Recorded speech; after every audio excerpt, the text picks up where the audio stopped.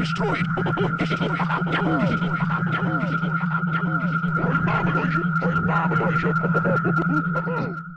Okay, try that again. Hello, world. Take two. All right. Welcome. Welcome back to the next episode of The Consultants, Dog Saved the King, here with Vurt. Speaking of Vurt, this is, I believe, the first time the Consultants have gone fully immersive into a feather. Am I mistaken? Yes. No, it's the first feather. Yeah, we've done lucid and bubble popping. I already have regrets. True. Possibly the last feather. True. Possibly. This is a big one. Yes. As you guys are falling from the clouds, again, you've just entered this feather. In the sky, you can see the cover of the Diddy Men Blue Vurt feather. Again, this is something that the Game Cat reviewed 30 years ago. And as you're falling, and you can see the patchwork, fields and farmlands and, kind of puffy, soft, farmhouses and little villages and, British countryside coming up at you. Let's describe what you look like as you're falling towards land into the Diddy Men feather. This safe blue feather. So you'll tell us your character's name, magic sentence, and what you look like as you're falling. So let's start anywhere. I'm We probably have an order around the circle. Perfect. Yes, the initiative order, which you guys may want to roll anyway. Yes, you've got who's first there? I'll go first. T-Bone the Disco Spider is a dogman Vurt warrior who delves deeper.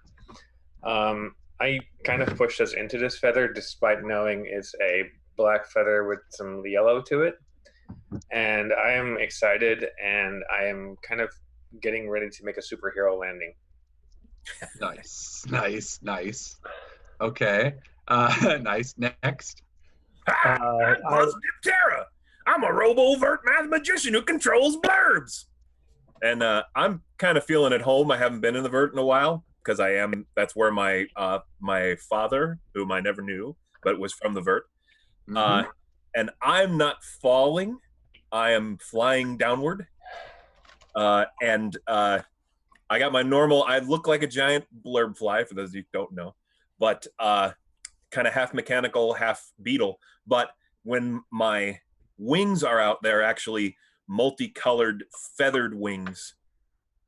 So I have a multicolored rainbow feather wings humming about me as I'm slowly drifting down next to you guys. Mm-hmm. Perfect. Okay. Next we have Josiah. Josiah Phineas Wagner. I am a Shadowman Vurt who bleeds lucky. I imagine Josiah as he's coming down. He's in this. You ever seen a triclinium from like he's just in a complete model, just yawning and waiting for the ground to come. He is prepared for the feather. He is relaxed. If he could be, he'd be throwing grapes into his mouth or almonds, something healthy. Those aren't grapes. Yeah, nice. Okay, next we have Winter. My name is Winter Angela. I am a Roboman Shad explorer who tracks marks and absolutely is not thrilled about being in a feather. She's kind of doing the when you're parachuting and you are in free fall and you do that thing where you hold your arms and legs out and try and aim yourself. But she's so pissed off about being in this feather. Why did they talk me into this? She's just trailing this big cloud of smoke behind her. Nice. Of course. Perfect. Last but not least, we have Engil. Yes, Engil is a Robo-Man Shad warrior who plugs in. He usually wears like combat boots and like a jumpsuit and then like this big, long, shiny black parka with like a fur-lined coat over the top that's just like flapping as he's falling. If you could get like the close-up view of his face, you would probably see like the raised like vein in his forehead and like hear his teeth grinding as he's like, "Grrr," like just falling. Yep, perfect. Yes, Robo Man Shad, which we have two in the party here, are definitely not at home in the Vurt, to say the very least. Again, with with three different modes of being running through the DNA, there's not a bit of Vurt, and between the Robo and the Shadow, there's a lot of opposition to Vurt. So. Mechanically speaking, you guys are going to have a little bit more difficult time with absolutely everything while in a feather, but you'll enjoy yourselves. So here again, as you're falling through the sky, this is what you're seeing. You've got this going, again in the sky, and you're, going through the clouds, and everything is, it's the bright sunny day. There's you can't smell anything right now because it's just wind, racing up at your face. But it's getting warmer. T-Bone the Disco Spider, who earlier rolled an 18 and also has an asset to anything Vurt related. Is it Vurtology? Is that what you've got? Yeah, I might have made that name up. I don't know if that's actually the name of the skill. Those are made up.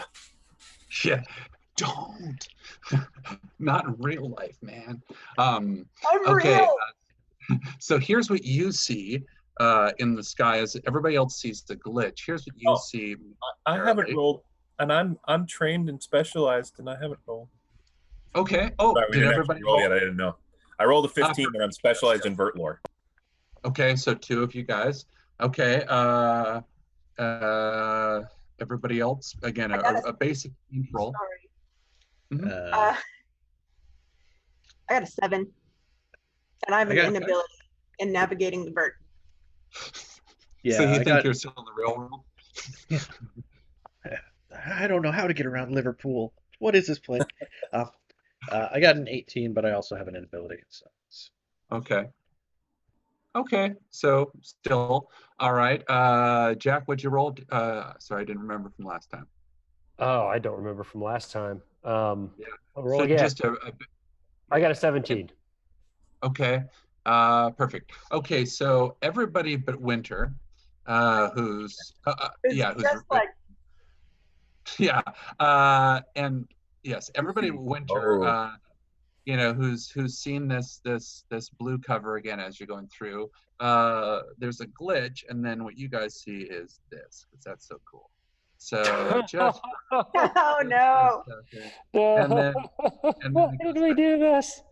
And then back, and then you're going through, and it's a blue feather. Don't worry, guys, it's not a problem at all. There. Blue. Wait, I don't know. Yep. I'm just mad about being in a blue feather. Yep, exactly. So, again, you guys are flying down towards the ground. Okay. I guess not mad, but stressed. To say the least. Okay, so none of you have been in this feather before. Again, this is an old one. It's a real safe one. It's supposed to be, the Diddy men are known. It's a definitely a, oh shoot, help me out. Pete, pronunciation, not Liverpudlian. Liverpudlian. What is it? Oh yeah, Liverpudlian. Liverpudlian.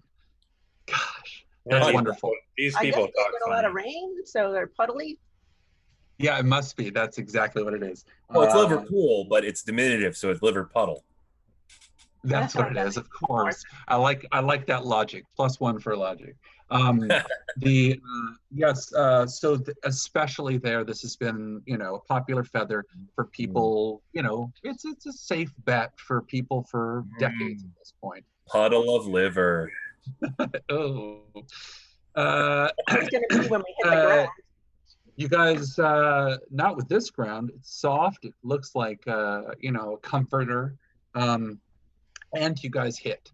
And it feels as if you're pushed into, a pile of blankets from 2 feet up. Like that's the impact you actually feel. And you're down. And the sun is shining. And there's little buildings off in the distance. There seems to be like maybe a farmhouse off in the distance. There's maybe a little town there. You can see down in the back there, there's rolling hills, again, more agriculture, but there's basically kind of a farmhouse, farm agricultural area and more towards the town or back into the rolling hills. And that's kind of where you've landed. Again, this is the treacle mines. Does anybody have, what ciphers do you guys have on you?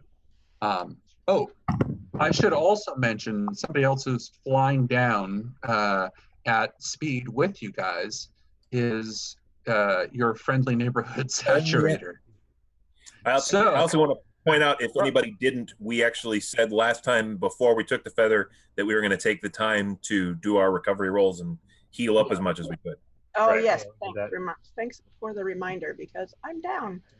Yes, correct. And everybody gets 2 XP to burn this time. Oh, good. Did Rug make it through into the feather with me? Yes, both Vurt creatures did. So we've got the Saturator, who right before you had a helmet on, you suppressed the rage and calmed him with those 2 factors. And you fed the feather to him because you're mad. But no helmet on. He's falling down towards the ground, and it looks like as he falls and hits as well and looks around, he's not ripping you guys to shreds. In fact, he's mumbling. You can't understand a word of what he's saying. It's old talk. But he seems to kind of do bow and gives everybody unless you don't want it, a little one of his amulets as little thanks, and it looks like a trinket. So unless someone doesn't want it, he's going to put it on. Okay, perfect. Ow. And you now have a saturator on your party, and Could I try and make a Vurt lore roll to see if I can actually understand what he's saying? Absolutely. Yeah, absolutely. I am specalized, and I rolled a 9. Nope. No, sir. Can I also try with Vertology? Please do. Because at first you don't succeed. Roll an No, 11.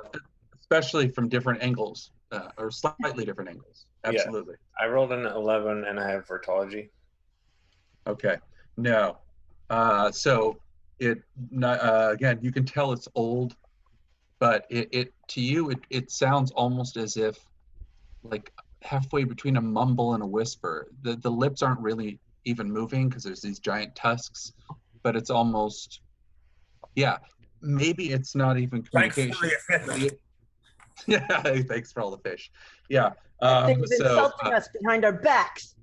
The fact that it's this is about 8 feet tall.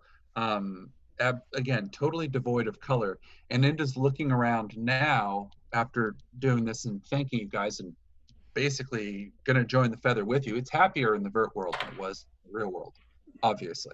But now it's looking around at all of these wonderful colors, on the ground, and it is, to be, for lack of a better description, it's tripping out. It is on the ground, trying to like lick at the, the magenta patchwork ground. It's looking at the sky. Yeah, I'm standing behind some of my compatriot. Oh, I just froze. Nope. No, Nope, you're good. You're good. At least Okay. on our end. Yep. I was just saying, I just realized all my rainbow wings, like maybe I'll be hovering behind somebody else, but if he's distracted by the scenery, then I don't have to worry about it so much. Yes, absolutely correct. And again, all of you guys feel that there's, that he's an ally now. He's an absolute. Oh, I should mention, there are no blurb flies in with you. Wah, wah. unfortunately. Ba-dum. Yes. But again, you had one that Just was me. watching. You had one that like you have. Remember, you have people trip sitting basically above. You have one at each door, as well as eyes in the sky and everything. So you're again as you're in a good spot back in the real world. But now you're in the Diddy Men, and you guys have played or heard of other feathers. They have different names. Each of them kind of a different mind. There's the Jam Buddy. Of course, there's several others, but this particular one is the Treacle Mines of Diddy Men. So as far as you guys know, the basic knowledge is that any type of these Diddy Men ones have something to do with mining things, like getting things. It's a really basic feather, real pleasant, vivid, but similar to, I don't want to say it's just like Dig Dug, but it's the equivalent of kind of digging down, following these tunnels, getting cool stuff, watching out for enemies, going down, down, down, getting enough points to win. So there is a point win. There's certain other win conditions often, that there, these often have a boss fight, but it's usually, again, pleasant, bubbles going towards you, maybe throwing, cherries and bananas, that kind of goof, but all with this English folk horror 1960s flair, where all the colors, again, they're vibrant, but it's vibrant mustard yellow and vibrant avocado green, and the smell, I should mention, now that you guys are here on the ground, it depends what you're looking at, and this is also, you can see kind of why the saturator is so excited about the ground. If you're near something green, you get this intense smell of fake green apple, red, fake strawberry, yellow, fake banana. So in other words, it's like a scratch and sniff world. The fakest, the most artificial, beaver gland, well, even more artificial than that, the artificial, the worst of the worst. So, you guys are in this intense wave of colors, intense wave of smells. And now you guys are on your own. Saturator's trying to lick at the ground. The rug is right on your shoulder and kind of buzzing happily. Happy to be here. Gonna stroke him a little bit. Let him know. Mm-hmm. Let him know that the world's okay. What do you guys think? Go over to the town? Likely best place, right? Angel's gonna reach inside his jacket to where there should be a pack of like napalm filters, and it's probably like Happy Time campfire sticks instead. Oh god. Takes out like what should be a cigarette, and it's a candy cigarette. Puts it in his mouth, like, this place, I hate it already. Yes. Most definitely. And just like suck on this candy cigarette and put this like it should be the right thing, and it's not anymore. Back in his pocket and go to the back and grumble. Yeah. This little cloud of smoke rising out of underneath his jacket. Oh, not this show. Josiah's just gonna like start strolling towards the town, like all happy, like. Yep. I'm gonna follow, because as a player, not as a character, I'm amused that Jack doesn't hate feathers anymore. So I'm gonna go with it. Yeah, that's true. That's true. Finally, we've got after the boomer time of the most anti-feather SOB. Now you're leading the charge into town. That's just lovely. To be swapped. Yep. Actually, Rug there again. His Vurt smoke going, or mist, and going into these little like bubbly hearts going up, up, up, up, up as you walk. There's a bit of music coming as you're getting closer to the town. I'm not going to say what the music is, not just for copyright reasons, but the earworm factor. It would not be kind of me. However, anybody who saw the intro or would like to do more research could find this wonderful song, the theme song of the Ditty Man, which again, what you're hearing again, just off in the distance, you're hearing the first verse, and it's talking about always having a bash full of ditty joys and this and that. Does it sound normal or does it sound warped? It sounds lovely, totally normal. Yeah, so it's D-I-D-D-Y. I'm just telling you the words for many reasons. We are the ditty men, dotties dotty ditty men. We are the ditty men who always have a bash. We're full of ditty joys. We make a gay and ditty noise. We are the ditty men who come from Naughty Ash. In ditty socks, ditty shoes, ditty hats, and ditty trews, around the ditty city, we sing a ditty ditty. We are the ditty men, dotties dotty ditty men. We are the ditty men who come from Naughty Ash. So, you're going towards whether this is Michael's actual reaction or his character reaction or both. Both. All of the above. True, especially for us Yanks who didn't grow up with this as like a cute thing. Whoa, I'm telling you, it is terrifying stuff. So you guys, according to the lyrics, you guys are going towards Ditty City. Around the Ditty City, they sing a ditty ditty. It's a pain in the Naughty Ash already. It is bad stuff. That was bad. Yes. It's only getting worse. Yeah. Now, I should also mention, here's what everybody thinks of when they see, or, and you can already see, in the sky, kind of in, as the cover kind of fades out from one to the other, kind of like, I guess, a really bad presentation, group presentation in the 1980s, it's not quite the click of the, the slide carousel, but it's similar. So it's, again, everything's kind of lo-fi, but still brilliant. But here's what comes up. And this is just a picture of, Do we get the beep of the advancing film strip? Yes, exactly. Yeah, it has a little number on the top. Yes. So left to right, because it has little floating, names and text above as well. On the gentleman there, the puppet, terror that everybody seems to think is cute, is that first we have Mick the Marmalizer.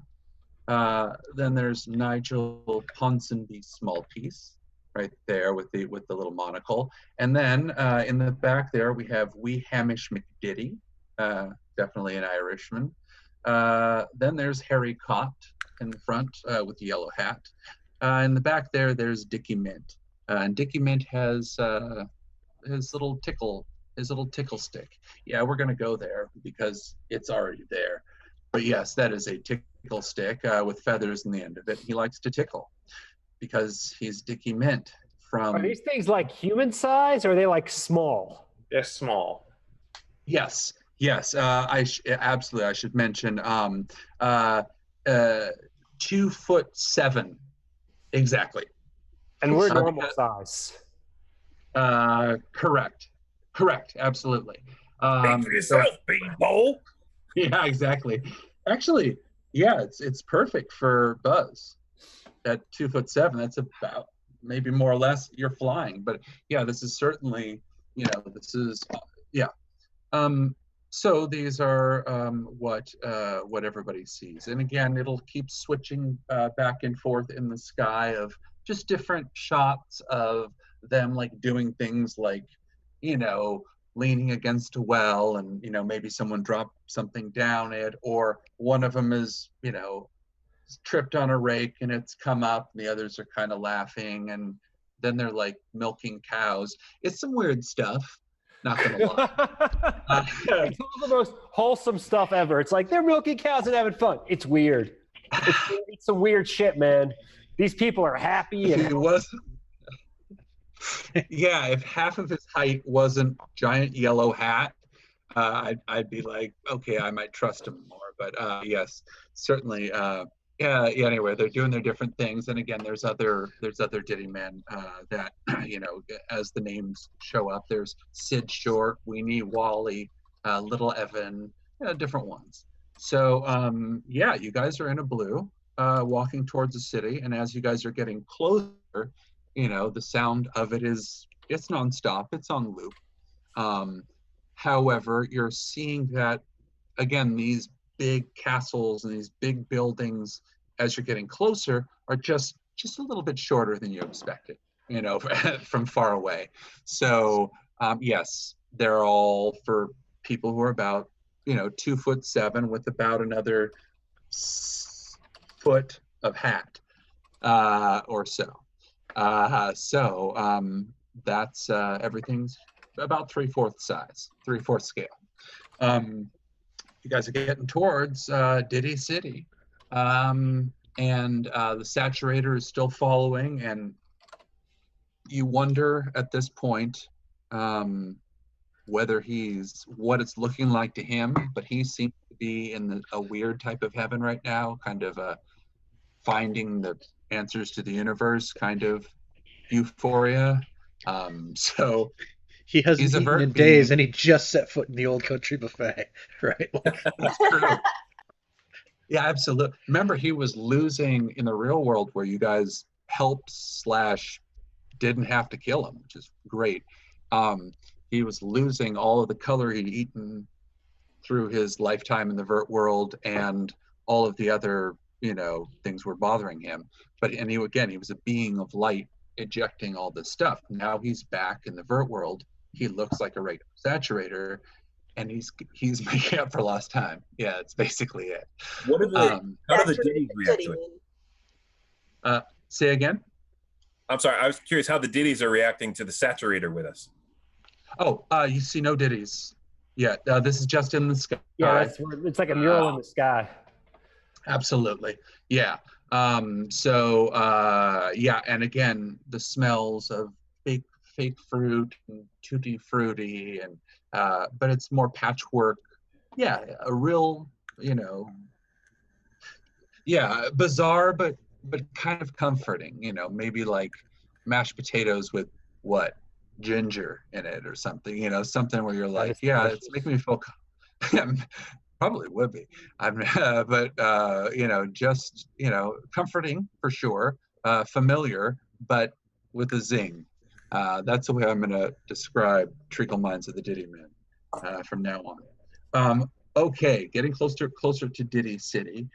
You can see. Let's have everybody roll some type of observation roll. If you can think of a skill that will either help you. I don't know, for something with observation, something with your surroundings as you're approaching, or anything like Vertology or anything Vurt related will always count as an asset as well. And remember, those two of you, Robo Manchads, everything is at a one step more difficult for you. So everybody keep that in mind. I'm going to turn to our Vertisans and be like, what's the quickest way back out of this thing? How do we solve it? Yeah, Let's Rook get it doesn't done. speak Let's get it English, done. right? Like, he doesn't talk. Yeah. You want to know what? Remember, it's a blue feather. What? Just jerk out. It should be, especially this feather, it is a standard difficulty task. Why don't you try to get everybody out? Who gives a shit? If you want to do it, get out. Now, if you do that, everybody else will get pulled out of the feather. Including the Saturator? The thing we're trying to get rid of? Yeah. Yeah, we got to figure something to grab for the Saturator first. Yeah. Yeah, you Also- don't know. There's going to be some But mechanism. but if it's blue, Then what are we supposed to grab for the saturator if we can't do the exchange in a blue? Come on. Absolutely. You I don't don't even need know to worry that. about it. I mean, gonna, like, I'm sure Wait, hold on. I'm sure Buzz explained that to me before we came in. That's I think as we were falling last time, I think I said something about it probably being yellow, but I think we already knew it was a black. You did. You certainly knew that. Oh, yeah. Everybody else has had a flash of a glitch, but you already were picking up on that, and you certainly, with your role and ability and everything, know that it's a black/yellow. And again, that was in the sky, advertised just momentarily. And I'll show it here just for fun because that's it. That's it. That's all you're going to see. That's all you're going to see. And it's done. Okay. So, yeah, it is a black and yellow hybrid feather. So, which is, wow, I have a whole bunch of First feather I've ever done. feather rules. Here it is. So everybody knows a blue. So if you want to jerk out of a blue, which is the equivalent of like pulling the plug in the game and having everybody else pull out too, you end the game, you're back in the real world. No harm, no foul. This is a blue, right? Okay. So you can roll if you want to jerk out, go for it. It is a standard difficulty, so just a 6 or above. So for you, sorry, 9 or above, unless you want to use. Well, I'm not gonna try yet because they've told me we're trying to like get this guy to stay here, and we need to do something. Mm-hmm. That's like all I know. This is the first feather I've ever done. That's awesome. Oh, is it really? I would never do a feather on purpose. That's awesome. Okay, so this is twice. I don't know as how it works. I'm going to find some way to reflect that later on. But is it yours as well, Engiel, or no? I think Angel might have done a couple before, which just reinforced that this wasn't something that he should be like, like if it's like, oh, it's like a subscription to like a show or something like that, then he's like, I'll observe, but like being there and being it, like, yeah, no, that's not good. The world. Not good at all. Yeah. Even a bubble wrap feather, not fun. Oh, let's have before we go any farther, Rug sitting on your shoulder there, Josiah. Every session you have a chance to either teach a new trick or have it not work, or roll a 1 or whatever. No re-rolls on ones for this particular test. But this is, again, you've done it before, but what are you thinking as far as what you're whispering to Rug to try and what do you want to do now? You have a couple things already. What are they? There's the attack, which he does, or it does. What, for Rug? Yeah, what was the other? I wonder if Rug's going to want to stay here at the end of it. He's got shape, so it's like a shape thing. So he's got his attack, and then he's got like we call it the curtain, where he can create like a wall. Right. So, but it's that's I think all he's got right now. Mm-hmm. Cool. Okay, so what are you thinking? Again, whether it's a trick or something like that, it'll the more difficult it is, just the more difficult the test will be. Hey, Josiah, I was just thinking maybe you want to try and develop a bond with Rug, because he's home now. You want to if you want to keep him around, you want to entice him to come back out of the feather with us and not just stay here and abandon. Try to develop a bond. This is Rug and I are good old friends, aren't we, chap? Yes, of course. Only gets stronger. As you say that, Rug is kind of looking around a little more starry-eyed than usual. He's adorable. I'll put a image of him because he's cute. But yes, it is definitely looking around, very, very, very happy to be back in its home world. Who knows? Again, you guys found it in this subterranean paramilitary top secret, scientific experiment place where they were pulling in creatures from the Vurt world and messing with the mechanisms of exchange. Now it's back home, you know. So Saturator again is in heaven as well. This is going to be a hard sell to get it to jerk out Vern voluntarily. So okay, so yeah, let's have everybody do. Let's see, we did the look around. Let's do a look around after you do. Sorry, after you do the trick here, we'll do the look around roll. But I wanted to do the every session your right. bond. I only got a 5 when I rolled earlier, so I'm just happy. Like, this place is amazing to me. Just absolutely amazing. Nice. Yes. 5 doesn't, you know, you're not forgetting anything, but whatever you're trying to, yes, it's probably because it feels distracted. It feels very distracted. And yes, absolutely, because it likes being home. Okay. Perfect. So everybody, let's do the roll around for observing as you're getting to the Diddy City gates. Yep, I rolled a 15, and I am specialized in Vurt lore. Excellent. Okay. Okay, you get it. Rolled a 16, and I have an inability.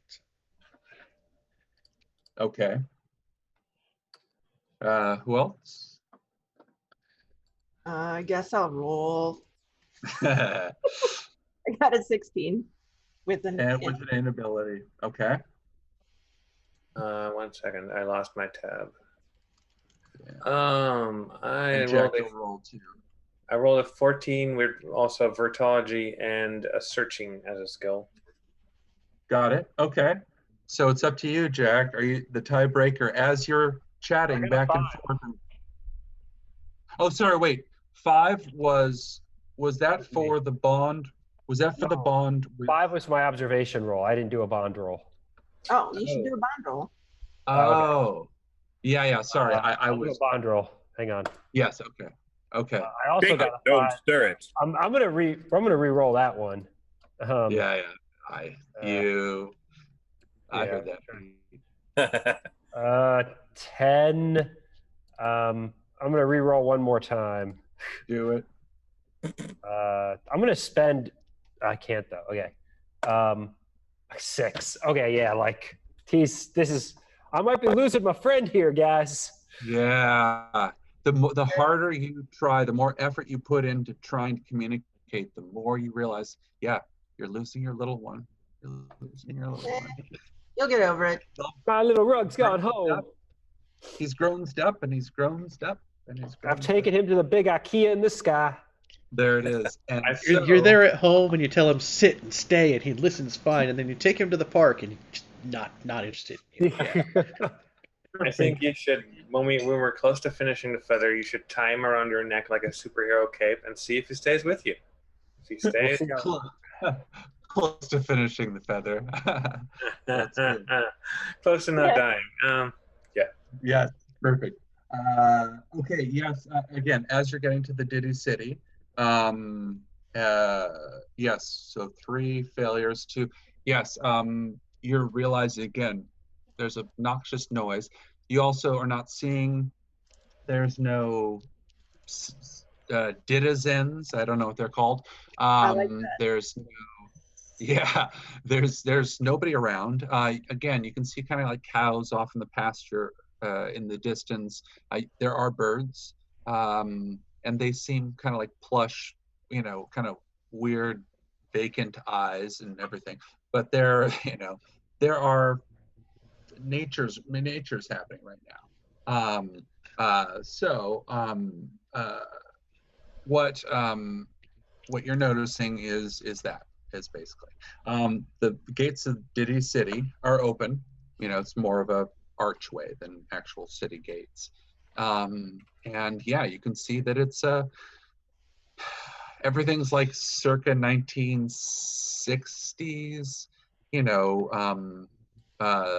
like, you know, row of housing, and there's a lot of brownstone, you know, which is not great. You know, not quite, you know, shameless yet, but certainly pretty bad stuff. And muted colors. No one. The streets are deserted as far as you can see there. Okay. It's like if it's a ditty city, is it small to the ground? Like, are we like Godzilla's walking around this thing? 3/4 size. So you can stoop into everything. Not quite. Like being Gandalf in Hobbiton. Yeah, exactly. Pete's is he frozen in your guys' screen, or is he just? Fine. Nope. Pete's moving. I'm just fucking with people. I love cool. it. I love that. I appreciate that joke. I totally. I can freeze on a middle finger for a little bit. But... Yeah, exactly. And there's only two. Yeah. So, yes, Ditty City is. Win this thing. What do you guys think the objective here is? Do we supposed to smash the city? Do I step on? No. It is called mines, the treacle mines of the Ditty Men. So I assume we're gonna have to go underground and dig some stuff. Mm-hmm. Pardon me. Well, where do we think the entrance is? Hello, is the entrance? I start like just looking in buildings, like, hello, entrance. Hello, anyone entrance? It's probably like 6 blocks by 6 blocks, and again, everything looks deserted. 6 small blocks. Yeah, 6 3/4 size block. Those with Vurt knowledge, the two of you will be able to always, I guess either recall info or depending on what Vertology or a Game Cat magazine or something. So you guys will always have an extra. Can I remember that the little bastard, the little guy with demonical, that I remember that he owns the mines. Yes, so that's Ponsonby. Nigel Ponsonby Small Piece. Yes, actually he does. So I figure if we try to find him, he might be able to take us there and give us some hints. Otherwise, we'll beat him up. Okay, that's perfect. That's good enough. That's good enough without rolling. That was kind of the extra part at the end is yours. But as far as info, that's general enough knowledge. You don't have to with your advantage anyway. Every time you say small peas, I just think of John Smallberries from Buckaroo Banzai, but that's neither here nor there. I'm wondering if Buzz can fly, like just fly straight up just to get a better look around and come right back down. You bet. You can do that as you use your Vurt knowledge and make a roll, or you're just doing a basic look around. Just up and around. Okay. So, and what's your Vurt skill or Vurt related skill? It's Vertology? It's Vurt lore. Vurt lore. Okay. So lore about this particular feather and seeing if the layout of the city or something with observing. So yeah, mostly I'm looking to see if there's an obvious mine entrance or something. Okay. So that's a little bit more than like a simple task. So you'll still have to roll, but it drops 1. So you'll 6 or above. You'll still have to roll just to kind of look for something specific. I rolled an 18. Oh, good. Okay. Nice. Yes. So yes, you can see that there is a track, towards the industrial part of this tiny little few blocks. There's a square block that looks more like it has something to do with there's plumes of smoke still coming out of the little factory and processing plants, but there is a what do they call the cart track, for carts that goes out through the city gates and out into the rolling hills, where you very surely expect to find the entrance to the mall. Yep. Hey, everybody! If you want to look around town, that's great, but I think our objective is over that way. And over that way we go. Directly start heading in the direction he pointed without even bothering with the rest of the town. Perfect. And again, this is in the direction. This is about it's the rolling hill area between the farmlands which you passed and Ditty City. So that just for to get your bearings. The only thing I would think before we leave town is maybe we need pickaxes or shovels or something to do mining with. I don't know if they're going to have that at the mine or if they're going to have that in town. And then we gotta Don't- find the Can't we just take down some miners and steal theirs? Says every Robo-Man shed ever. Oh my god. Now, let's have everybody do a search roll. Because as you guys are searching before you go out, you guys have been looking around. Everything's vacant. Vacant. It's like 6 square city blocks, 3/4 size. Lights still on, fire still burning, totally vacant. I got a 19. Excellent. So you'll get okay. I rolled another Also 18. got a 19. Wow. 18. Shoot. Okay. Whoa. Yeah. Big rolls. 10 8. with searching. 10 with searching. So I got 10 okay. plus 3 is 13.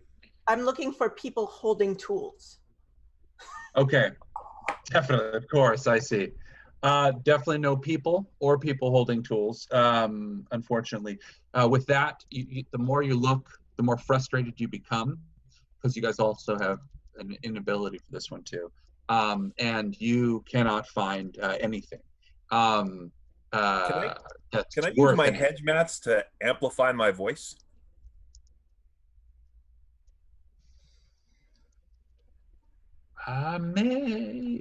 Maybe. And all I want to do How is shout, so? "Is anybody home?" But just make it louder than normally I can shout. Nice. I'll say this: it's so empty that it'll echo enough for you not to have to worry about that, and for me not to have to figure out if that actually works or not. If that makes sense. No, but absolutely, yeah. Nothing. No one. It echoes. Home, home, home, home. Nothing. So yes. What did you roll, Rob? I had a 10 plus 3 for searching, so 13 equivalent. Okay. So T-Bone finds one thing, and I'll let you guys know what this one thing is in a sec. T-Bone finds one thing. Let's see. Because of the disadvantage to all rolls, Mike, let's see. Engil would not rolled a get 19 it. and However, has an inability. Yeah. rolled a 19. Right. So the minor effect is that you do find something. Jack, you rolled a 19, so you're finding 2 things. And Pete, sorry, what was? I rolled an 18, but I'm 8. specialized in Vurt lore, so I don't know if that. Yeah, you find 2 things. Absolutely. Okay. Yay. So And they find that's 2 okay. things, and so on and so So on. The things are, again, this is the Vurt world, but you're finding, roll a D100. I'm looking at my GM screen. D100. The number of times of things you found. Ooh. I rolled an 86 and a 100. Oh, I rolled a 97. what was the criteria for how many you excellent. found? Okay. It was it had to be, let's see, you have 13. an advantage. Yeah, difficult 12, but you have an advantage. No, sorry, challenging 15 to find one. I said 1 for me because No, it was no, 10. sorry. Correct, sorry, yes. 10 Okay. plus 3 is difficult 12, you get 1. Okay. You get that all the way up until 18, and then minor effect gets you another, and then major effects gets you a third.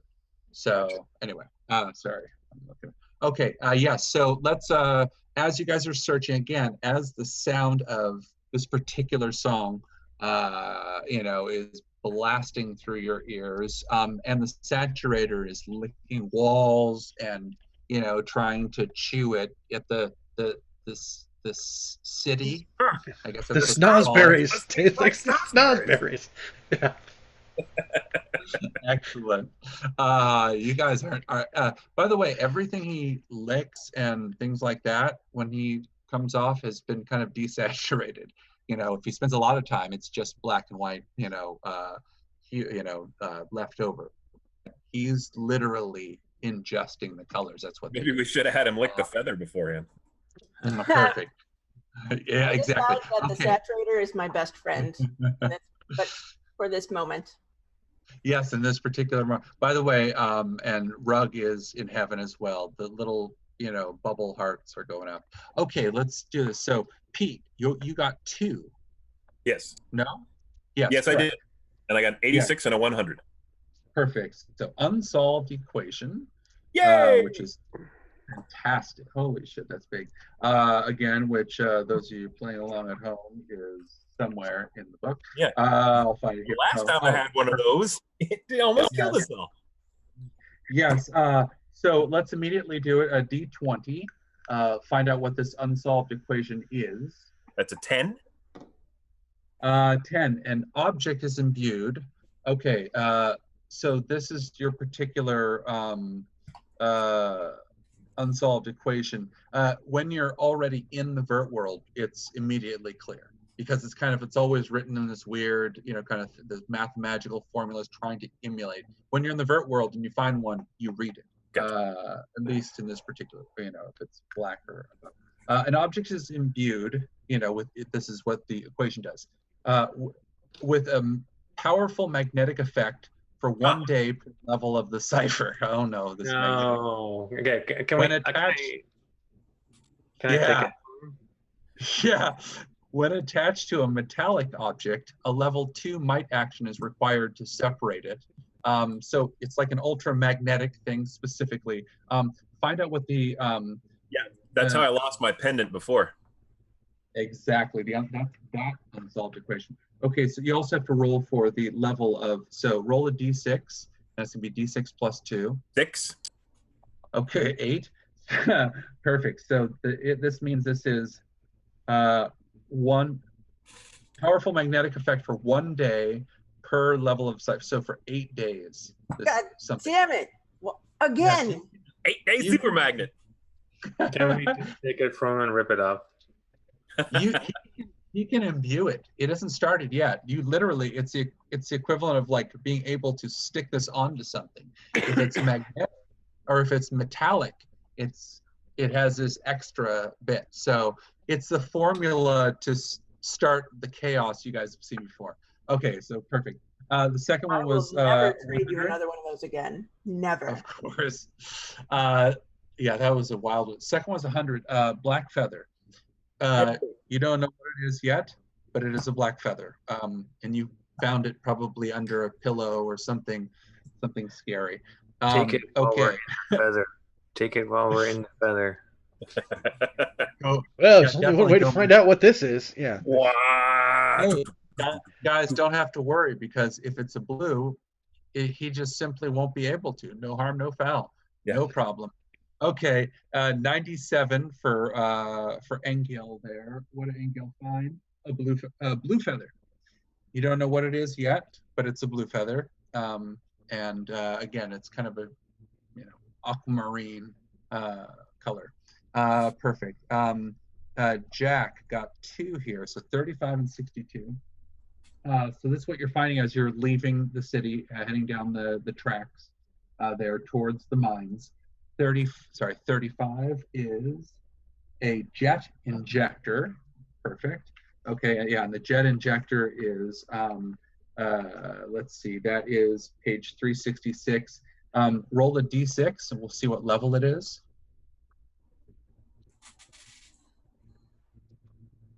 Level 4. Yeah. 4. Okay, so it's d6 plus 1, so 5. This is a handheld auto injector. So this is the injector itself, a level 5. This particular one, again, Phil, is restores points to might pool equal to the cipher's level. Oh, good.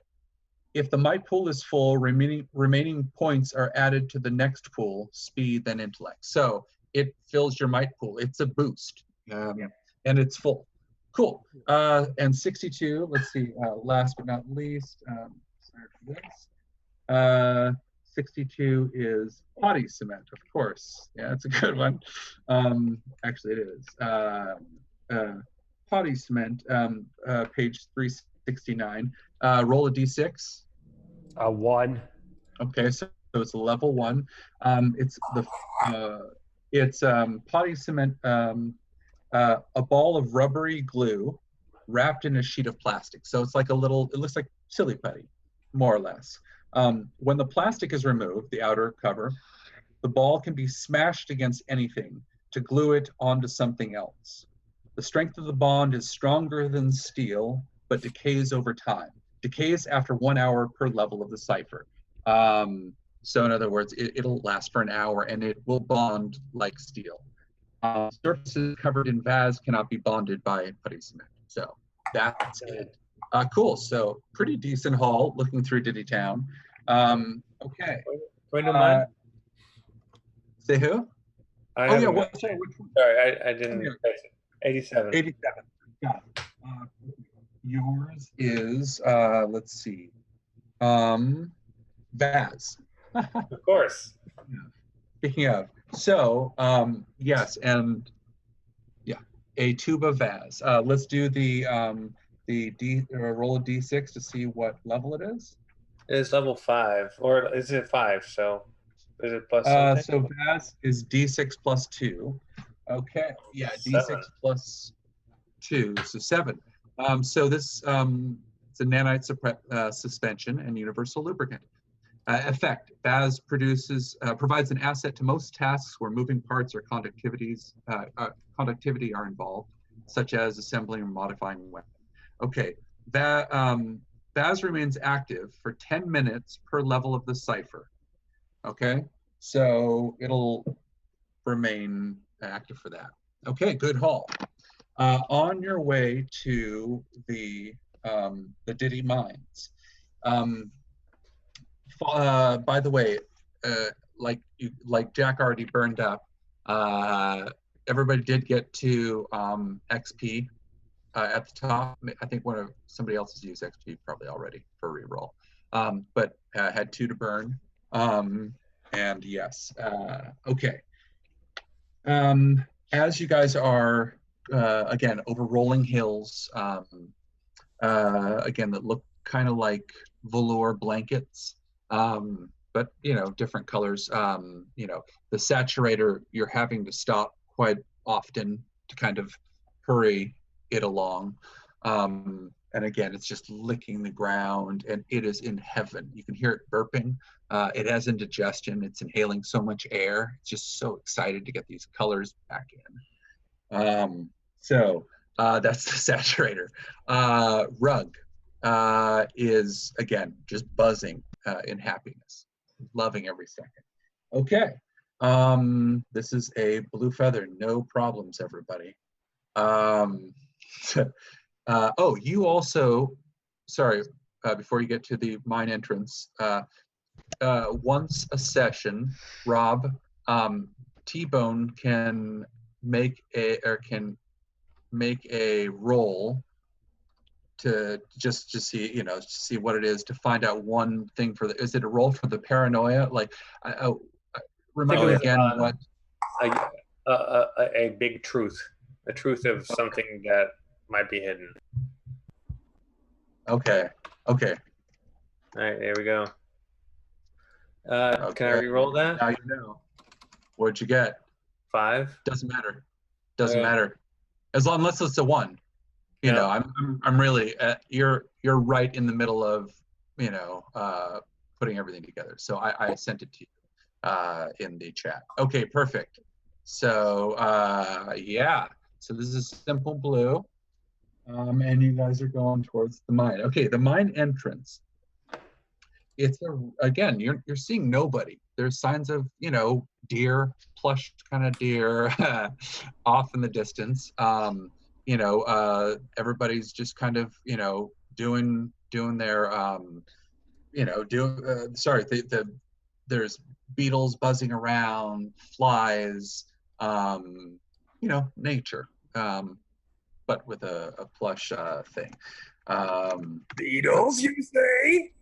Yeah, exactly. Yeah, beautiful beetles. Cool. So you guys are getting closer, and you see up ahead of you I don't want to say warehouse, but you know, kind of halfway between a shed and a warehouse. About 20 feet by 10 feet. It has a corrugated tin roof that also seems kind of like soft in a weird, odd way, almost like that fake felt that they put on toys in the 80s that probably was carcinogen.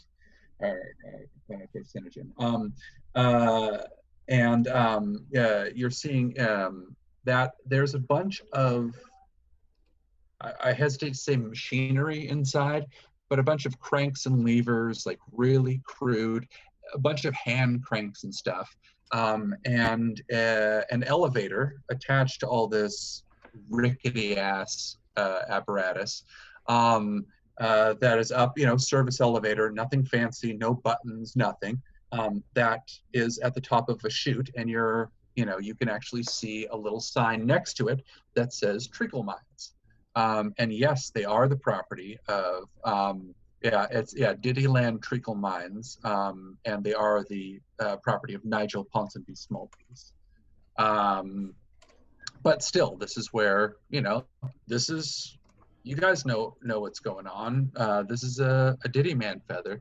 What you're supposed to do now is it's a nice blue feather. You're supposed to go into the elevator. Elevator will take you down. You're going to do some digging, do some, you know, some kind of fun adventuring mining, you know, maybe get some cool shiny jewels that make sounds when you touch them. This is going to be cool. That's where it is. Again, hand cranking. You guys are at a dilemma. What's the dilemma? We go down into the hand crank is up, I should mention, up top. Someone or something has to lower, and then someone has to be at top to lower the elevator at all times. There's your first puzzle of Diddyland, but it's an Winter. Why don't you stay up here? Let those of us who will have a good time go down. We have someone who can fly. Well, yeah, we have a flying. Fine. Let the flight man do it. I don't want to deprive.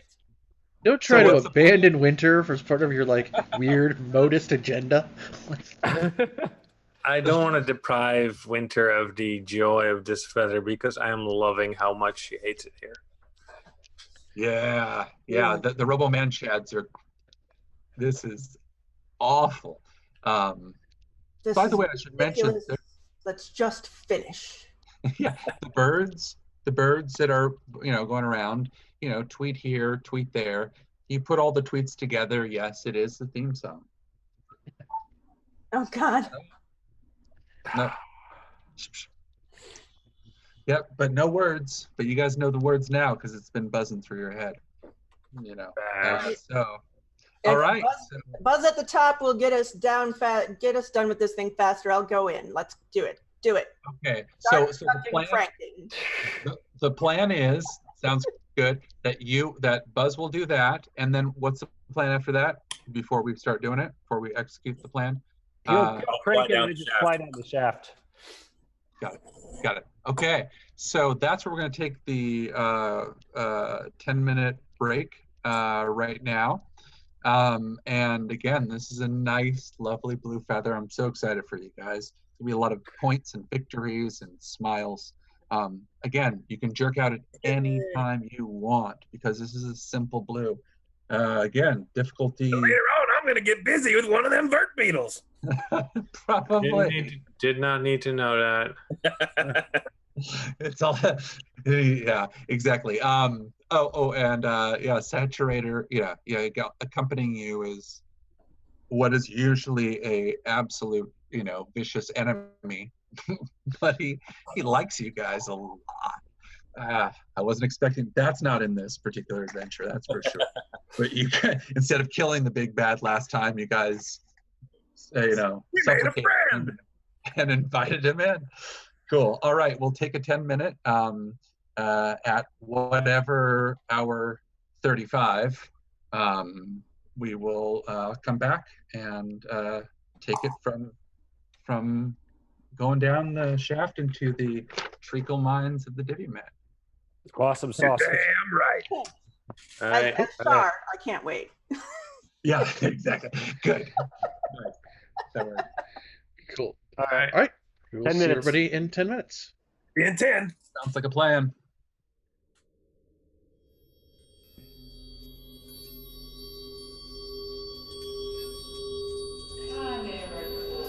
Sharing the dream, time, land, earth.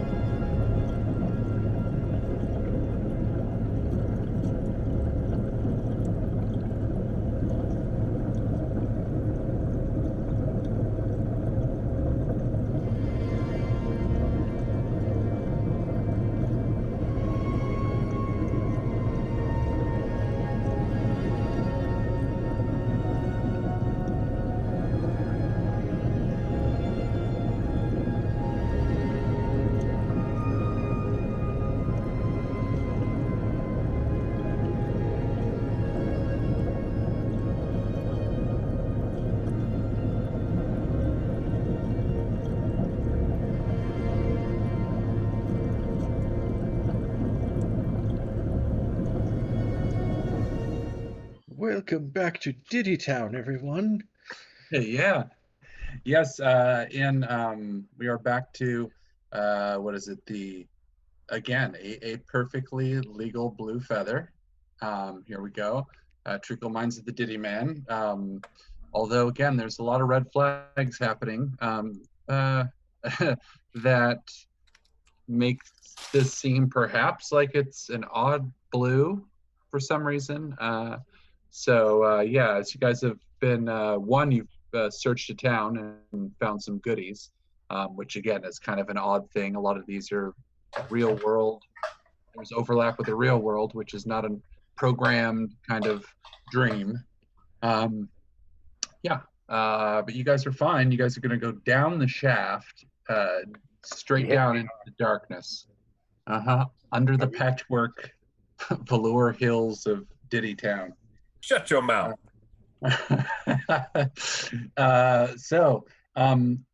Perfect.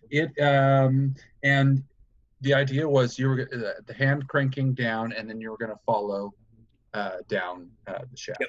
Okay, that does work. Works totally fine for me. All right. So you again, you've gone down the mine entrance. This elevator, it's leading again straight down, hand cranked at the top, and as you guys are getting lower and lower, what you're realizing was probably really overpowering smell of like artificial, fruits and cotton candy and bubble gum and all that horrible stuff. It's dissipating. It's finally smelling kind of like wet earth, like you would expect. Yeah, it's a way better, especially for anybody with shadow genetics. This has probably been rough. What you would expect from a mine. Smells like the grave. Reminds me of home. Yeah. Yeah, basically. You're down. It goes. Let's see. So about what you kind of estimate to be getting close to about the 75-foot mark. You're still cranking, and they're still going down, and then it lands. You okay down there? As you'd still be able to hear. Ready to go home now. Yes. What you guys what opens into, again, there's no elevator doors. This is an open face, and it goes into open. Is darkness. No parents. High five, Jack. Yes, as an extra XP point for you. Total darkness here. And that's all you can see. I'm trying to think without going D&D. Who has night vision? Row among the party. Roll initiative. I have blind fighting. Do you? I have targeting optics that may have night vision in them. Nope. So no one has anything that allows. Eyes adjusted. Oh yeah. Page 72. That's all I know. Okay. Hey, T-Bone, light it up in here. Yeah, basically. Get us a disco. I didn't pull my book up today, so. Eyes adjusted, no problem. Let's see. Is it 62 or 72? Okay. Your sharp eyes reduce the negative effects of dim light. You can see in very dim light as if it. This is the typo. Yeah, thanks. Perfect. Thanks for pointing out. You can see in very dim light as if it were. Very dim light. That's not a typo. That's I don't know what that would be called. So it would be, you can see very dim as dim and dim as normal. And then it says, and in total darkness as if it were dim light. So this is total darkness. You can see it as if it were dim light. Cool. So this is not, again, there's no way to have natural light coming through, especially 75 feet down in a mine. So for you, it's the equivalent of like a very, very dim room. I think when I get down there, I think my rainbow wings glow. Oh, okay. That will help in the very immediate vicinity. If Okay. anybody else, Stick with me, Flyboy. yeah, those with the Robo Man Chad probably have a couple little lights and things you can. I mean, you can tell me about your own morphology. I'm not trying to assume, but I will say that if you have lights or light up stuff, you can light that enough to see at least to the end of however far you can, stretch your hand. T-Bone has 8 eyes, but I don't think that helps you. He's got a Sure. disco helmet. It's clearly got lights. Well, No disco helmet came through. what? No disco helmet. Did my sunglasses come through? No. Oh. Sorry, which? Your My sunglasses. sunglasses? Yeah, sure. Yeah, that's cool. Because you're wearing those. The fact was the problem was the helmet was on the saturator at the time you guys put the feather in. Yeah, that's true. So it didn't come So through with the, him? the saturator it wasn't part of its either persona, depending on who you would ask, or it's like what it's wearing and what it wants to bring in, because certain things don't come in. You just don't want me to have my helmet. I see how it is. Yeah. I would have loved to have your helmet, to be quite honest. But yeah, no, it's waiting for you, presumably on top of a being of light, which is the saturator's real world body. This got weird. Okay, so in total darkness, you can see, as if in a dim room. It is, you can see that there's a floor and it gets rocky and then it kind of thing. You can see up and see that maybe the ceiling, or at least what would be the ceiling, has sharp point. I mean, what you'd kind of expect. It's not quite a natural cavern, but maybe part of it was at one point. Maybe they're using it as an access. So that's all you can figure out. All right, everybody else is in total darkness. Buzz flying down, you're able to just scoot out in that little space between. You're fine. You can join the party coming down. Again, this is not OSHA approved elevators here. So the treacle mines, it's cold. That's the first thing. Again, total darkness, and it's pretty cold. Smells like wet earth. It smells like rock. There's kind of that acidic, you hear maybe far off, somewhere way, way, way off, the sound of machinery, probably mining machinery, but not in the immediate vicinity. But that's all you know. And again, dim room, you can see, probably what's at least 40, 50 feet in front of you. And you don't see another side. It just goes into blackness. So presumably it goes farther than that. And, the ceiling is a little bit farther than 50 feet up. So that's all you can gather. And the saturator is now all of a sudden, the little sounds of happiness are grumble. The colors are not so bright down here. It can actually, it seems to be able to look around pretty well. It's looking around, but it doesn't seem happy. And that's where you're at. So is there, I don't know the limits of hedge maths, if there's something there that's making lights or making things glow or anything like that. I was wondering that myself. Well, it can be used. Let's see. If you can, what page is that? Sorry, what page is that? It would be, if you can figure out through the description, Pete, something that could cause illumination. Hedge math is kind of a catch-all. I hate to say it that way, but there's a minor effect catch-all way to use it if you use it creatively. Change the color or basic appearance of a small object, and cause small objects to float through the air, mendable an object, and so on. So change the basic appearance from a regular rock to a glowy rock. Yeah, I would. That. Okay. Perfect. And for hedge maths, remind me again, is that an activation cost only? You still have to roll to make sure you don't get a 1 or you don't get a 19 or 20. It says action and it costs 1 intellect point. Okay. Sure. Yes. Okay, so you can do that.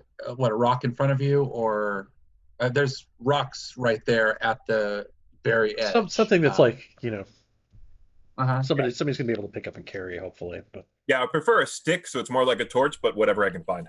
Yeah, well, the it's guy just standing here with his field hockey stick over his shoulders is like, Oh, yeah, like bandy this. stick. Yeah, excellent. Dark bandy stick. it's a torch, It and I is didn't even have to set it on fire. Yeah, that's Beautiful. Yes. Okay. So let's have you roll. And so again, hedge maths have to do with intense mathematical, formulae and. I could make it a super magnet. No. I rolled uh, a 6, messed up. but I didn't roll a 1. What'd you get? I rolled a 6. Okay, that's fine.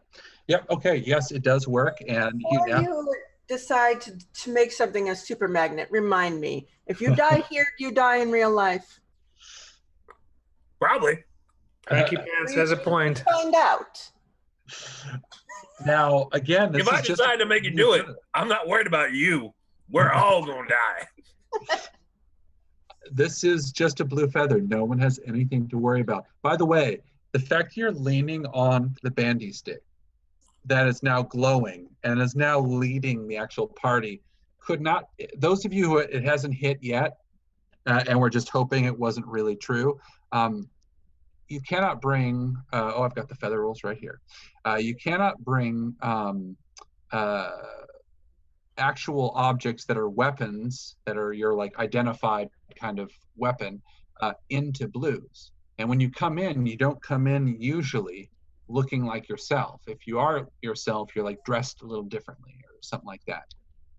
Which means that it has to be, at least if we're looking down the list here, it's not a blue or a pink, so it has to be something worse. And now we're at black or yellow or both with hybrid.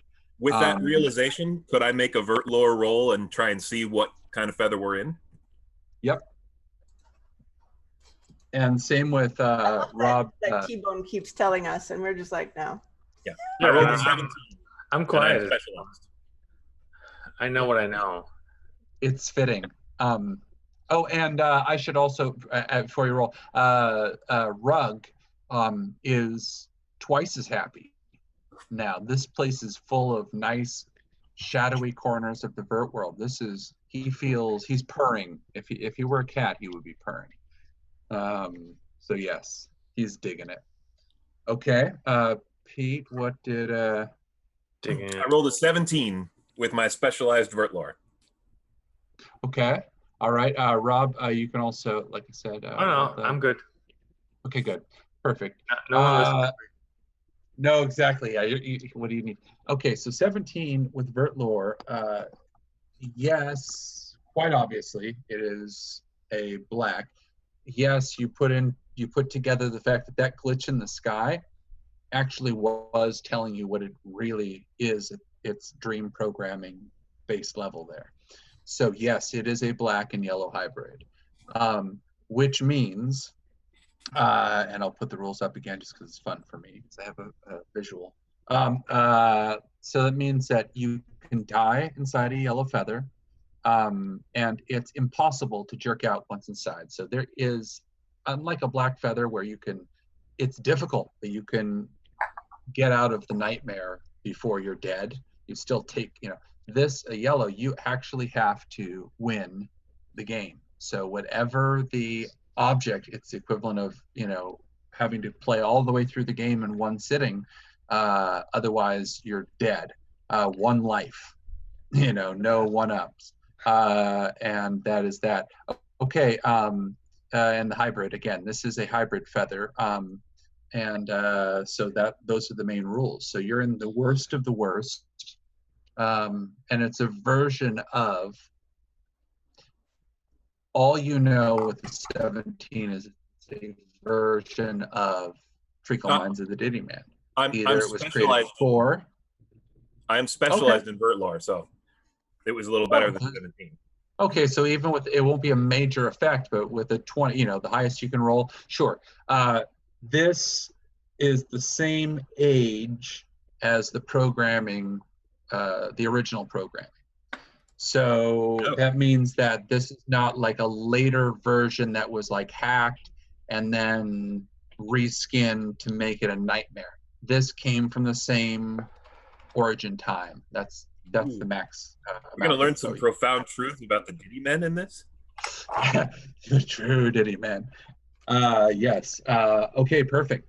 Okay. Thought of being trapped forever in this like plush nightmare is just. Yep. Now I should mention that the rocks are not plush.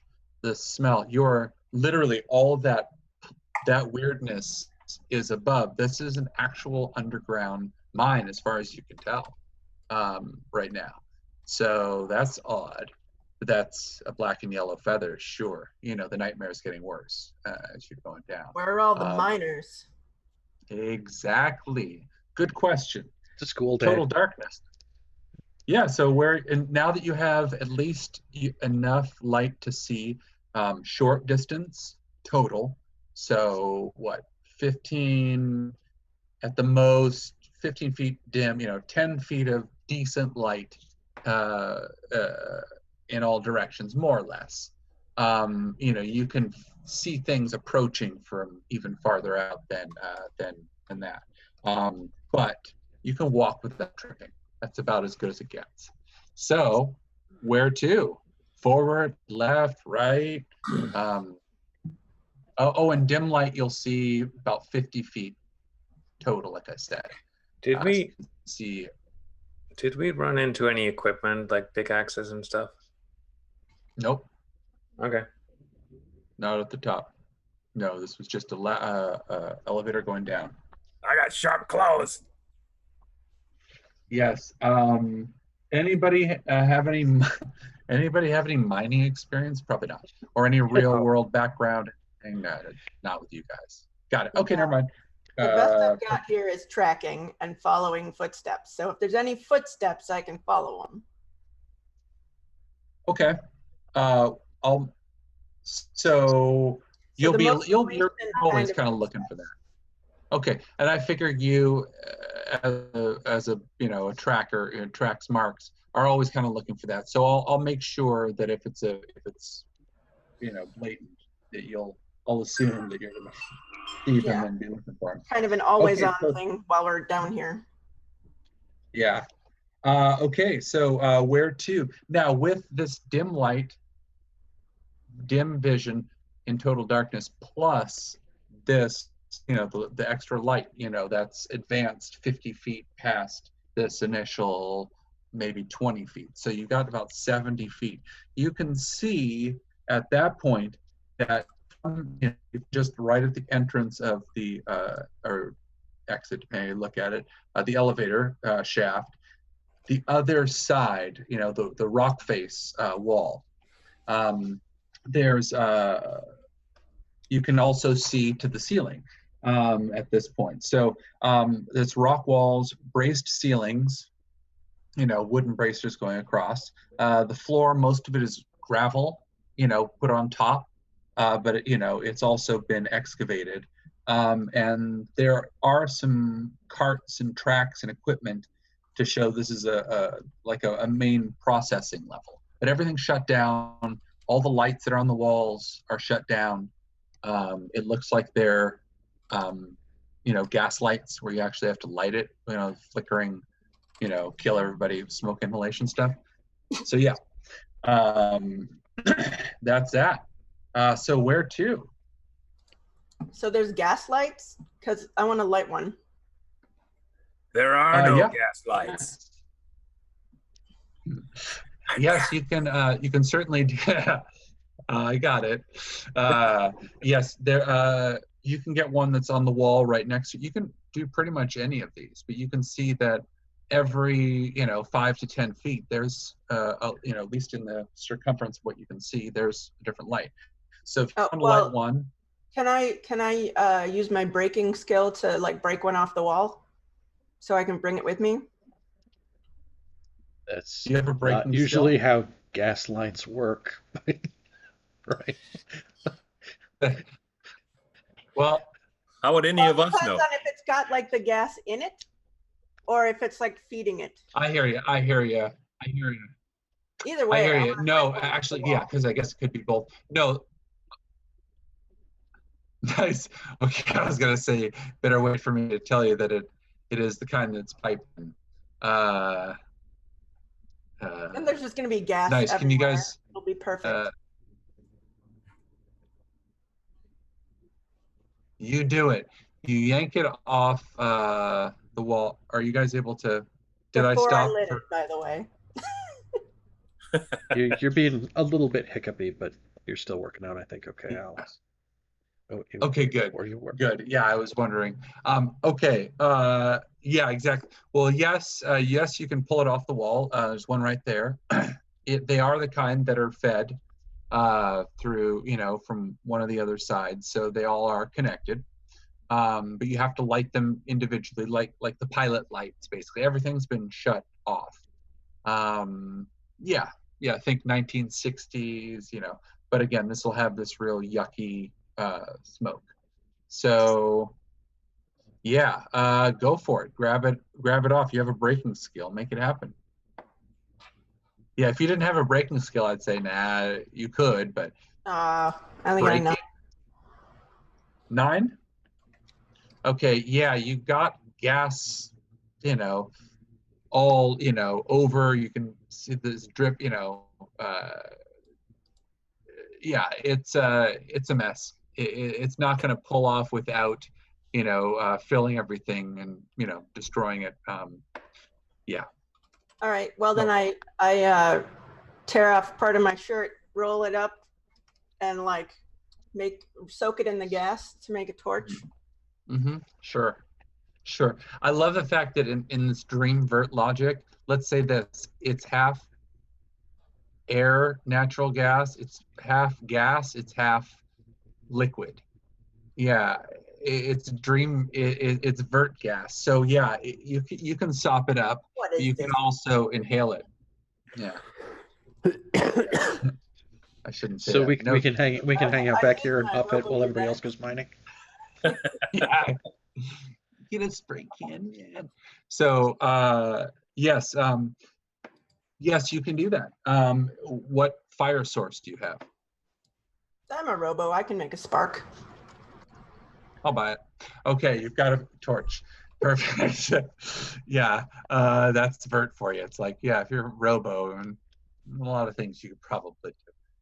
Yes, you can do that. I make the spark by like clicking my teeth together really hard. So I'm like, good. And it like goes. Nice. Perfect. Yeah, exactly. It lights up, and yeah, now everybody can see that this room here is about 75 feet by 300 feet. Again, even as you're kind of peering down between the dim vision plus that, about 300 feet at the end of the room, which again to your left, way down at the end of this cavernous room, again 50 foot ceilings, bits, equipment, everything left. At the very end is an entrance or an exit, depending how you look at it, with stairs. Looks like they're leading down because they're not going up. So stairs that disappear into the blackness. Can't see any farther than that. And that looks like, and it's very large, so it looks like that's kind of a natural spot for, it's the only outlet in the entire giant room that you can see. So other than the elevator. So there's a processing area.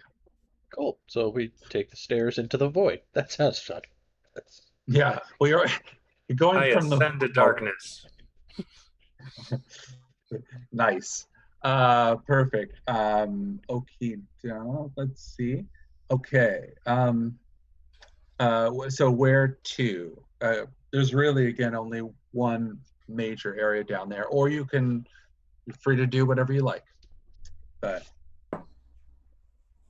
where are you heading towards? What's in this processing room? It looks like they're taking either powdered, rocks. They're taking carts that are coming through that have already kind of been separated for the most part, and they're, extracting something. You're guessing from the name of the feather and maybe what you remember that they're extracting treacle. And But treacle. there are carts on rails that might head down to the abyss that we could ride. Not here. Not here. They do not go down there. They do follow the length of this 300 foot. They do go back and forth, but things must be brought up with no rail assistance, at least, through this huge area from below, or that's all you can tell. But once it's up here and these smaller things, then, so it looks like either hand baskets or carts or something are brought up. A crazy amount of it is brought up, and then it's processed even further before it's separated into just the treacle. Okay. Well, let's grab some baskets and go get us some treacle. Is there any stuff lying around that's already been processed, so we know what to look? Roll. Yeah. Let's have everybody roll for. This would be an int roll. It's a search. Search. Okay. 7 and I'm plus going to 3. do. Okay, I'm going to do it based on a total success versus number, versus group success. So, what was the first?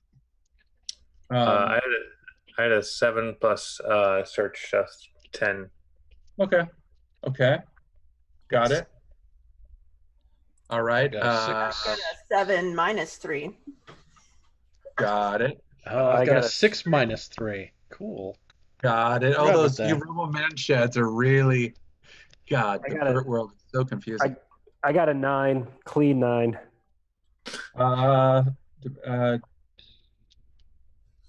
Demanding. Yes. Demanding.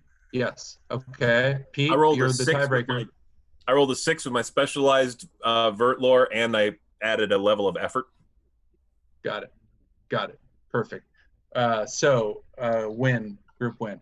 Yes, there are bits and pieces of what look, again, treacle is so valuable in the Vurt world, at least what you've heard, that, it's like diamonds, they really don't have piles lying around. It's processed, people probably work I'm not going to say it, but, probably work under close scrutiny in this processing room. But with the group success on this, you can see that there are footprints. Now, it's just footprints everywhere. If only you had a tracker or somebody who, you can roll now. Again, you see the footprints, so that's the main thing. So the thing you're supposed to, you're noticing there's a bunch of footprints, going through in this like gravel, but it's big, a lot of movement. That's about it. Let's see if I can roll above a 10. You have to roll above a 9, actually. Well, no, but that's like the most I've rolled. Oh yeah. Oh, nice. 17. Yeah. Okay, yeah, above demanding. So yes, you can see these the footprints and everything are leading, away from these stairs down. There was a absolute, rush all at once of a bunch of people. You're expecting minors. Well, you don't know, but racing to get away from. And then at a certain point, all of these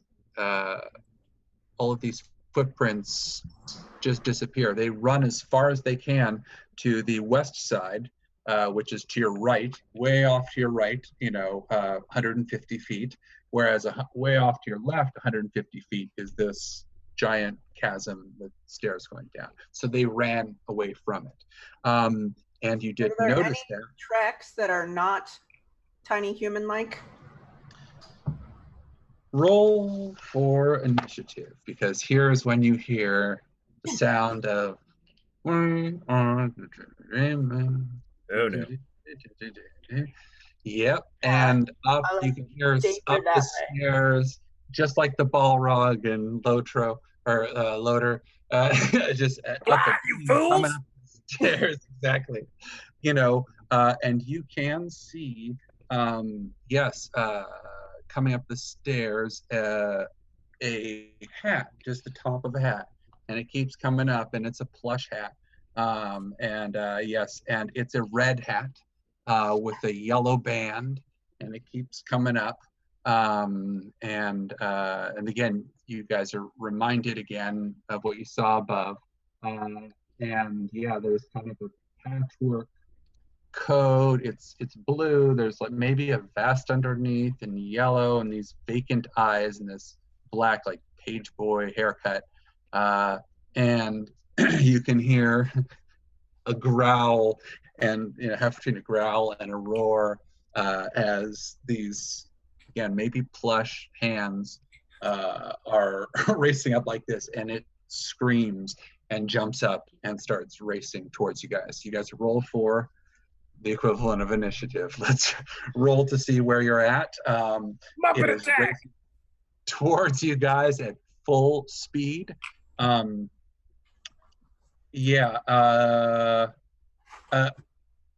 This is absolutely going to combat. So, which is, mention this now. Saturator, somebody should control. Rug is going to be controlled as well. Jack, you can control Rug. Okay.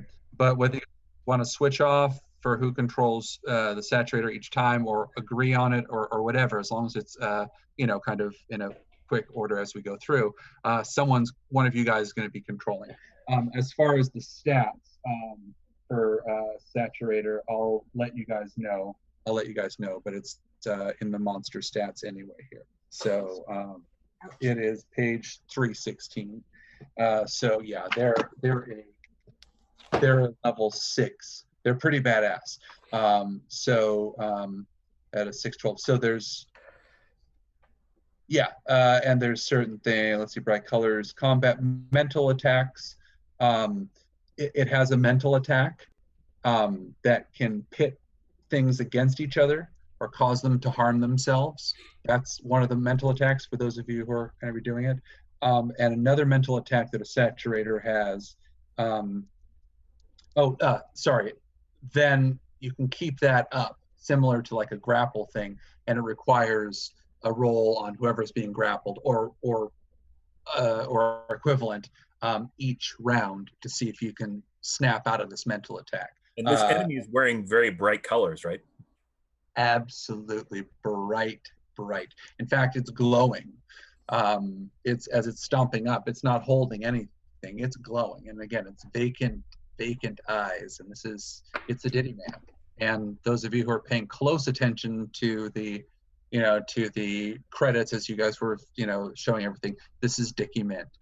And Dickie is angry, and which is so hilarious. Okay. So I was like, what the fuck? Yep.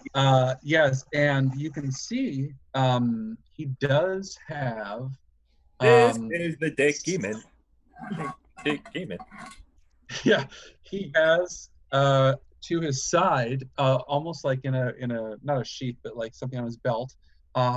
Looks like a nail bat. Now remember, they're supposed to be 2'7", correct? This is 7 feet. 7'2". 7'2". Carrying the opposite of a tickle stick. Exactly, 7'2". Even better. Exactly. Absolutely. Now, it's the size of the Saturator, which is, again, huge. It's 8-foot hulking beast. So that's what you got. that's what you're up against. And Does the saturator Saturator also has. does Yeah. the saturator have his own initiative? Yes, I'm gonna just put him always put it always at the end of after the last order for you guys. Because again, it's even though it's in the Vurt world, it's no, you know what? Well, it is very slow. No. That's part of the description. Yeah, it can't. Oh yeah, movement is it's isn't it? It's yeah, short, very slow. Correct. So yeah, it will not be able to move around quickly at all. It does have 2 armor as well, and if it punches or scratches or headbutts or something like that, it inflicts 5 points of damage. So and health 20 before it is not of this Vurt world anymore. Okay, perfect. Okay, you know what? I'm going to say that, yes, it does move slowly, but that's just moving slowly. So initiative, we'll put that up at the top of the order each time. It's in its home world. It's not going to move quickly, but it at least can think quickly, more quickly than you guys. So we'll put it at the top of whatever your player order is. All right. Okay, I say that so- whoever is next to it in the order should control it. Okay. So then you do your turns together. That's Who- great. Well, Who's rolling Jack- initiative for it? if Jack has rug, then I say Jack is already busy. But Right. True. Yeah. True. So yeah, Pete, Shar, Mike, or Rob, you guys will all whoever. Yeah, agreed. Whoever's closest, top in the initiative order will control Saturator first. Okay. Perfect. Okay. So let's have everybody roll. Yeah. Some are specialized. Some are trained in initiative. So we gotta consider that. Add to it. Add your 3. Okay. And then we'll get the order. I think we got the order. Perfect. Okay. So what is it? Josiah, Angle, Winter, T-Bone, and Buzz. I was gonna say I rolled an 8, not a 5, but it's the same thing. I'm still at the bottom of the order. So I rolled a 6, not a 9, so I don't know where that came from. You're trained in Okay. initiative, aren't you? Nope. No? Okay. I oh, thought you so I'm not dead last. Okay. So Josiah, Winter, Josiah, no. Engel, Josiah, Engel, Uh-huh. Winter, Buzz, T-Bone. Got it. Angel, Winter, Buzz, T-Bone, and then let's see, and then Saturator. This particular round, Engil, you will control Saturator, but you'll go ahead of Josiah. In other words, you'll say it'll be the Saturator's turn because it has to be top of the order. Then Josiah, then you, Engil, and then Winter, Buzz, T-Bone. Sound good? So Saturator's Sure. always going to go first, just because Josiah's at the top of the order right now, and he's already controlling Rug. Yeah. So that's how we'll do it. So you're next in the top of the order.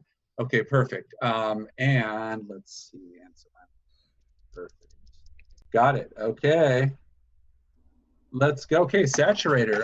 As Dickie Mint is stomping through with these kind of oversized clowny shoes, just screaming at the top of its, scream roaring at the top of its lungs, with its big, hat bobbing forward.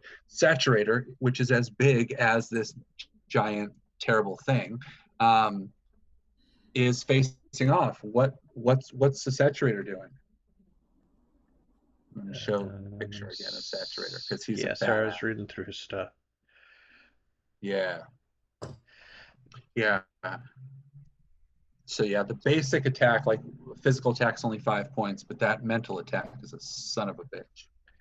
I was gonna say, like his mental attack sounds like something where he'd be like, try to make the big colorful thing, just be like, eat me. Yeah. That's part Here. of it. I mean, Yeah, like try to make the thing coming up the hallway, like, offer himself up as sacrifice, because, yum. Perfect. Well, yeah, that's whole. You can make it so it'll harm or do things that harm itself or put it in danger, or things that normally it would Yes. override. It should kneel there and, like, just bust out the tickle stick on itself. Yeah. Come on. More color, plenty of red, right? Like, Stop tickling yourself. Stop tickling yourself. I would imagine, yeah, his nail bat has, like the spray cans have a little metal ball in to mix it. Yeah, he takes out the nail bat. It's like. So I should also mention he has not pulled out the nail bat yet. But okay, yeah, Saturator is going toe to toe. What you doing as it's racing towards you guys? We should is talk is to that a it. question for? Yeah. Why do we always decide that after, like, people have started swinging things? That's Make friends. Yeah. Why is Winder saying that of all people? that's not Yeah. the fastest way out of here. That's yeah. So Saturator, if it doesn't actually have the nail bat out, then the Saturator may just be like, make it get down and try to offer itself as sacrifice. Okay, go for it. So you'll do a roll, just a D20 for it. basic D20, and I'll just say it just says basic. I'll do a task difficulty. No, not task 13. difficulty. You get it. Okay, so yes, it does connect. So explain, based on the mental attack, what you want it to try to do. I want it to try to make, what's it, Dicky Mint, the mutant giant hell spawn Dicky Mint, kind of reach the top of the stairs and see the Saturator and try to, like, get down on its knees and, like, offer itself up. Okay. Yeah. Okay. And you can already see it as it's, again, racing towards you. There's inertia, but you can see that it's got a weird, confused look in its vacant eyes. And it looks like it's going to start falling towards the ground. Okay, nice. Well done. Opening volley. Okay, next up is Josiah. And again, it's either you or Rug first. Up to you. Let's see. So, trying to think what to do with this. It's going to be me and Rug, but trying to think what Rug would do. Rug would do what? So what would Rug do? Yeah, bracelets are coming next week. They'll be on our store. Okay, so I'm just gonna. This thing's coming towards us, right? This angry Diddyman. Yep. Dicky Mint. So I'm gonna throw. We're in like a crowded. We're kind of in a tunnel, right? Like a. Yeah, 50 feet ceiling, 300 feet. But this is about. It's coming at you. It's clearing the space of the distance of 150 feet to you, and it's about 75 feet wide. So 75 by 300. You're at the halfway point. It's racing towards you. Okay. Let's throw up a wall to give it something it's got to get through to get to us. It's gonna hurt. So I kind of do my I pet Rug for a second. I go, and he's gonna curtainize it. I'll do an int roll for it. Good. Yep. And that's both your turns combined, of course, because you have to activate. I'm gonna re-roll that. Yeah. How much XP did you have from last time? Well, I just got what you guys gave me. Okay, and I re-rolled and got a 1. So, and I don't have any XP left. So I don't know what that's gonna do. Yeah. Got a 1. Good. Okay. Yeah. Can the rest of us donate XP for this? You can. Here. But Have an XP. nice. And you guys, make sure to keep track. I don't know how much you had from last time, but unless you spent it on upgrading, you only had the 2. With the donated XP, I got an 8. Okay. The good news is it's not a crit fail. A dozen times. So yes, it goes out. It jumps out. Yes, you do that, and it jumps out, and you can hear it kind of giggling. it seems almost like it's euphoric. It is too much emotion in this little ball of cuteness, but it is going forward, and it looks like it is going to go into a wall. So well done on that. Okay. Okay, the Diddy Man.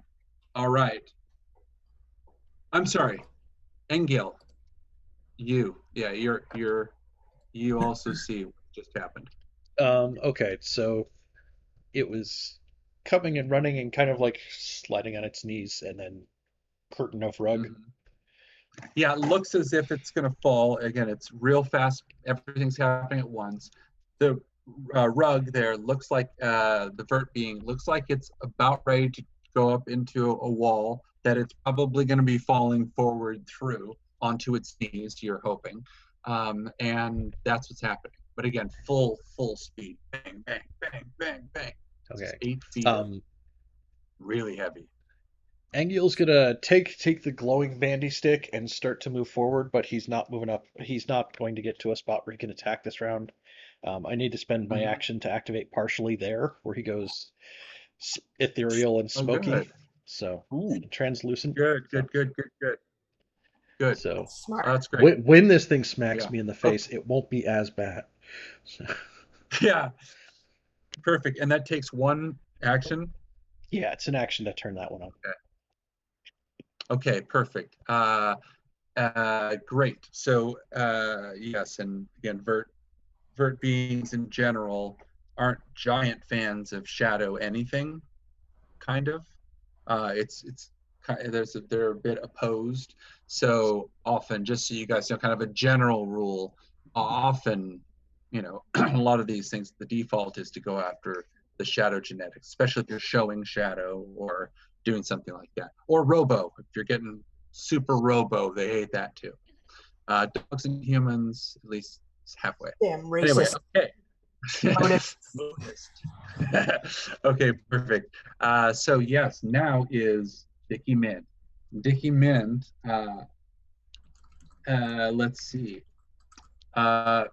He has his tickle stick. He has not pulled out yet. Okay, you can hear him singing his theme song, specifically because he's very excited about it.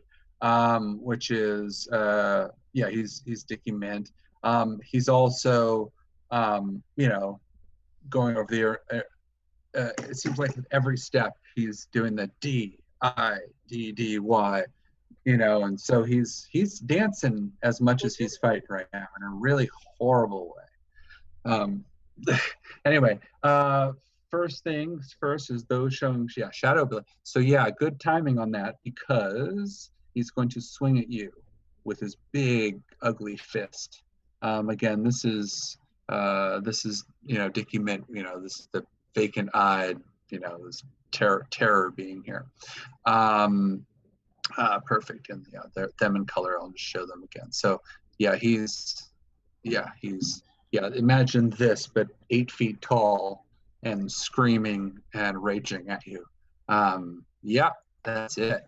Okay, you are gonna have to roll a speed defense roll now because it's gonna punch you. At least.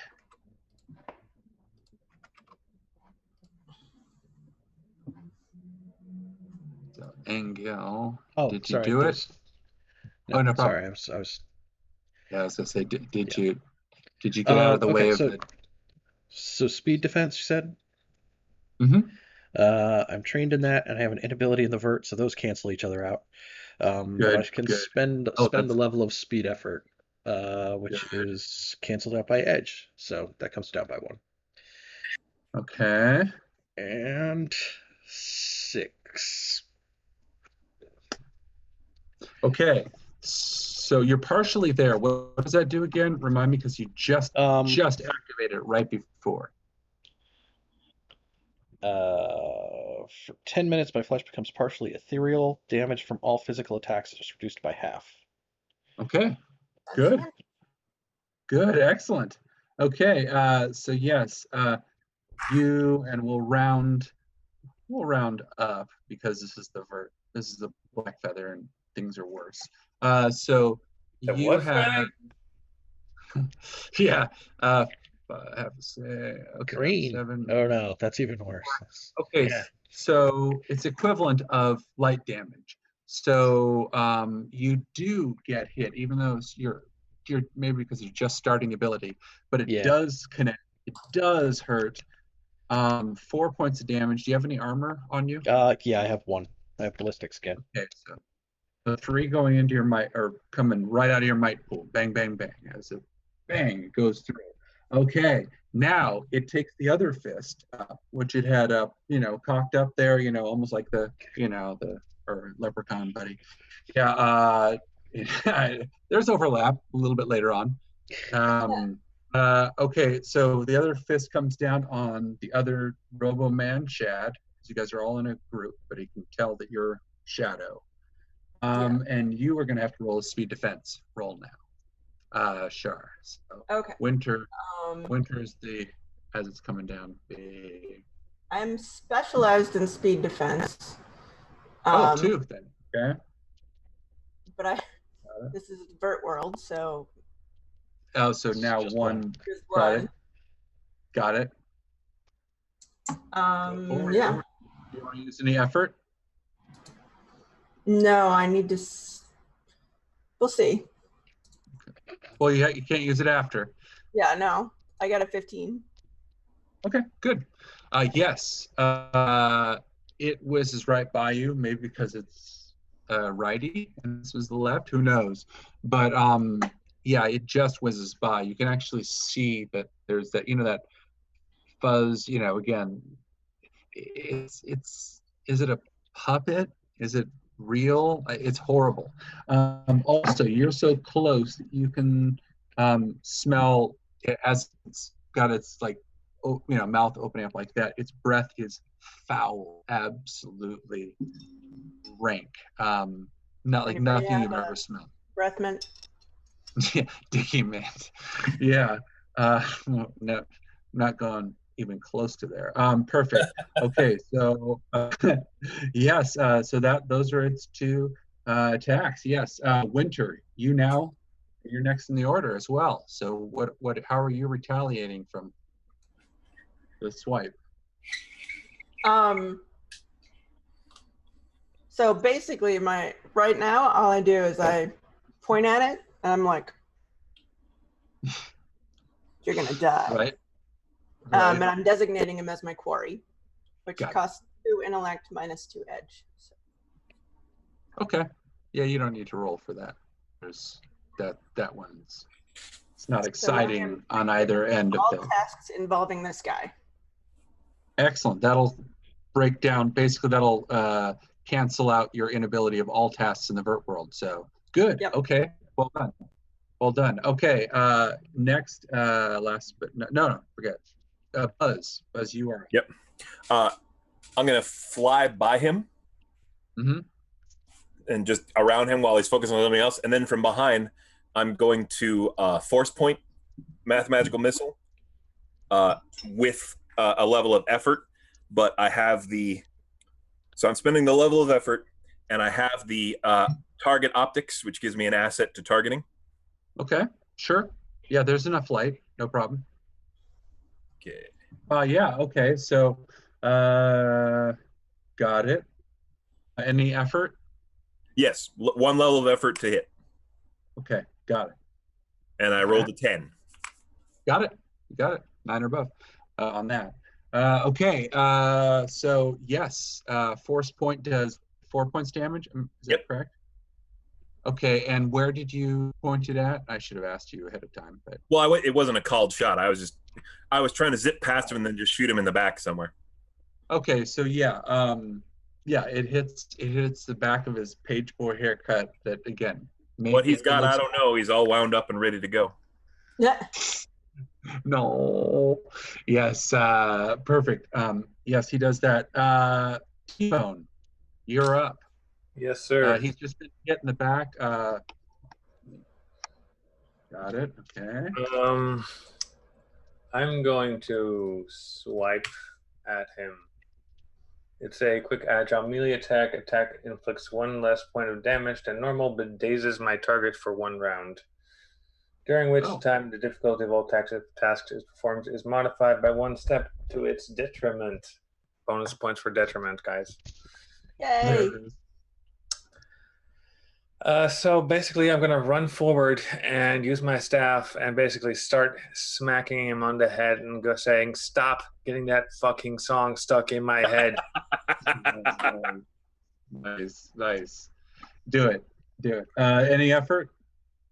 Yes. Is that speed? Mm-hmm. Okay, then yes. 2 levels. Perfect. Got it. And I'm rolling. I rolled a natural 20. Oh, there we go. Fancy. Okay, Jack. so tell me.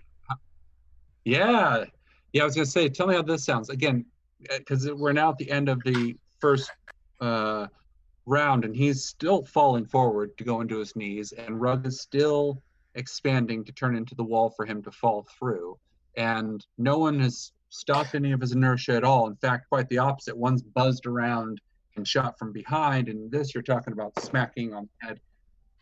He's still falling. So yes, I did him 3 points of damage then, and I do actually have my official major effect suggestion that I'm going to suggest here. The target is also stunned and loses their next turn. Yeah, on a 20, sure, absolutely. You've knocked a dent into the Diddy Man hat. I'll say absolutely. Also, I kind of hope that he kind of mumbles sorry before he starts again. Yeah, when you hit him as well, he starts mumbling, and only thing again you can hear about is, I was once in the John Buddy mines. I have captured the folks in the caverns. On and on about, almost like he's going through his CV, like his resume. Of like all the badass things that he's done. Again, this is after getting whacked in the head, so that happens. Cool. It's LinkedIn for puppets. Yeah. Here it is. Top of the order, Saturator again. I should mention, he falls through down to his knees. Although him begging for his life is not happening right now. He's trying to regain consciousness, but he's going to be on his knees literally in front of you. He is going to fall through the wall. And what did we decide last time for smoke? I've got that does a certain number of damage per round that you're in it or being thrown through it. I haven't. Oh, like when you're stuck in a wall? Yeah, because he's basically falling through it as he hits his knees, because by the end of the round, all actions are taken care of. So that means that he was falling at the very beginning to his knees. Rug was expanding into a wall, so by the end of it, so he's now down. Let's see, it's light damage each round, but he fell through it, so it's still there. It's still there for you guys to use, but he's not like in it. It's a little different than spreading out, which is dangerous, as you guys know. Okay, but it's another 4 points damage, and that is not okay. Got it. Okay, good. Yeah, listen, and he's dazed and he's going through his past exploits of being a killing Dickie Mint, the tickling killing machine. Yes. Yeah. His breath is foul, by the way. He's kneeling down in front of you guys. Okay, top of the order again, Saturator. Ingil. What is Saturator doing? I mean, he's still trying to make he's still trying to make Dickie Mint just stop and just sacrifice himself, really. Mm-hmm. Perfect. Okay. Yeah, his concentration or whatever has been quite severely been broken, like tapped out of him. So you just have to like kind of reinitiate it. So Yeah. same kind of thing. So it's still a roll for Saturator, although this is 2 easier because he's a very willing, stupid, stationary target. So Okay. 6 or above. Exactly a 6. So Excellent. Okay. So yes, same kind of thing. Now this vacant eyes you can see are starting to like vibrate, and Saturator is giving it quite a few suggestions. That go against its nature, to say the very least. Perfect. And we'll see how that pans out by the end of this round. Yeah. But he's buzzing. Okay, Josiah, you and or Rug. I'm just gonna mind punch him. Make it easy. Excellent. Let's see. Mind punch with a 5. That I don't know if that's gonna work or not. No. So I mind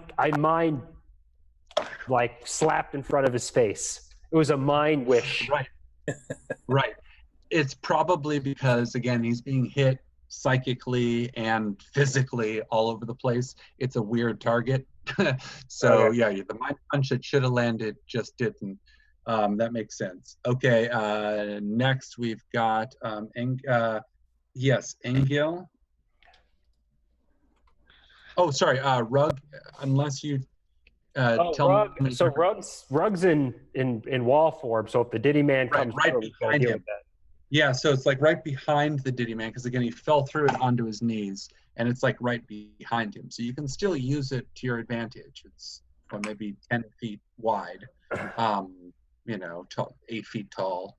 But yeah, it's still a wall that anybody who walks through it or has any contact with it gets 4 points per round, unless something goes after it to take Where's the cost. Diddy Man at in relation to the wall? Where's Dickie at? In front. behind the wall?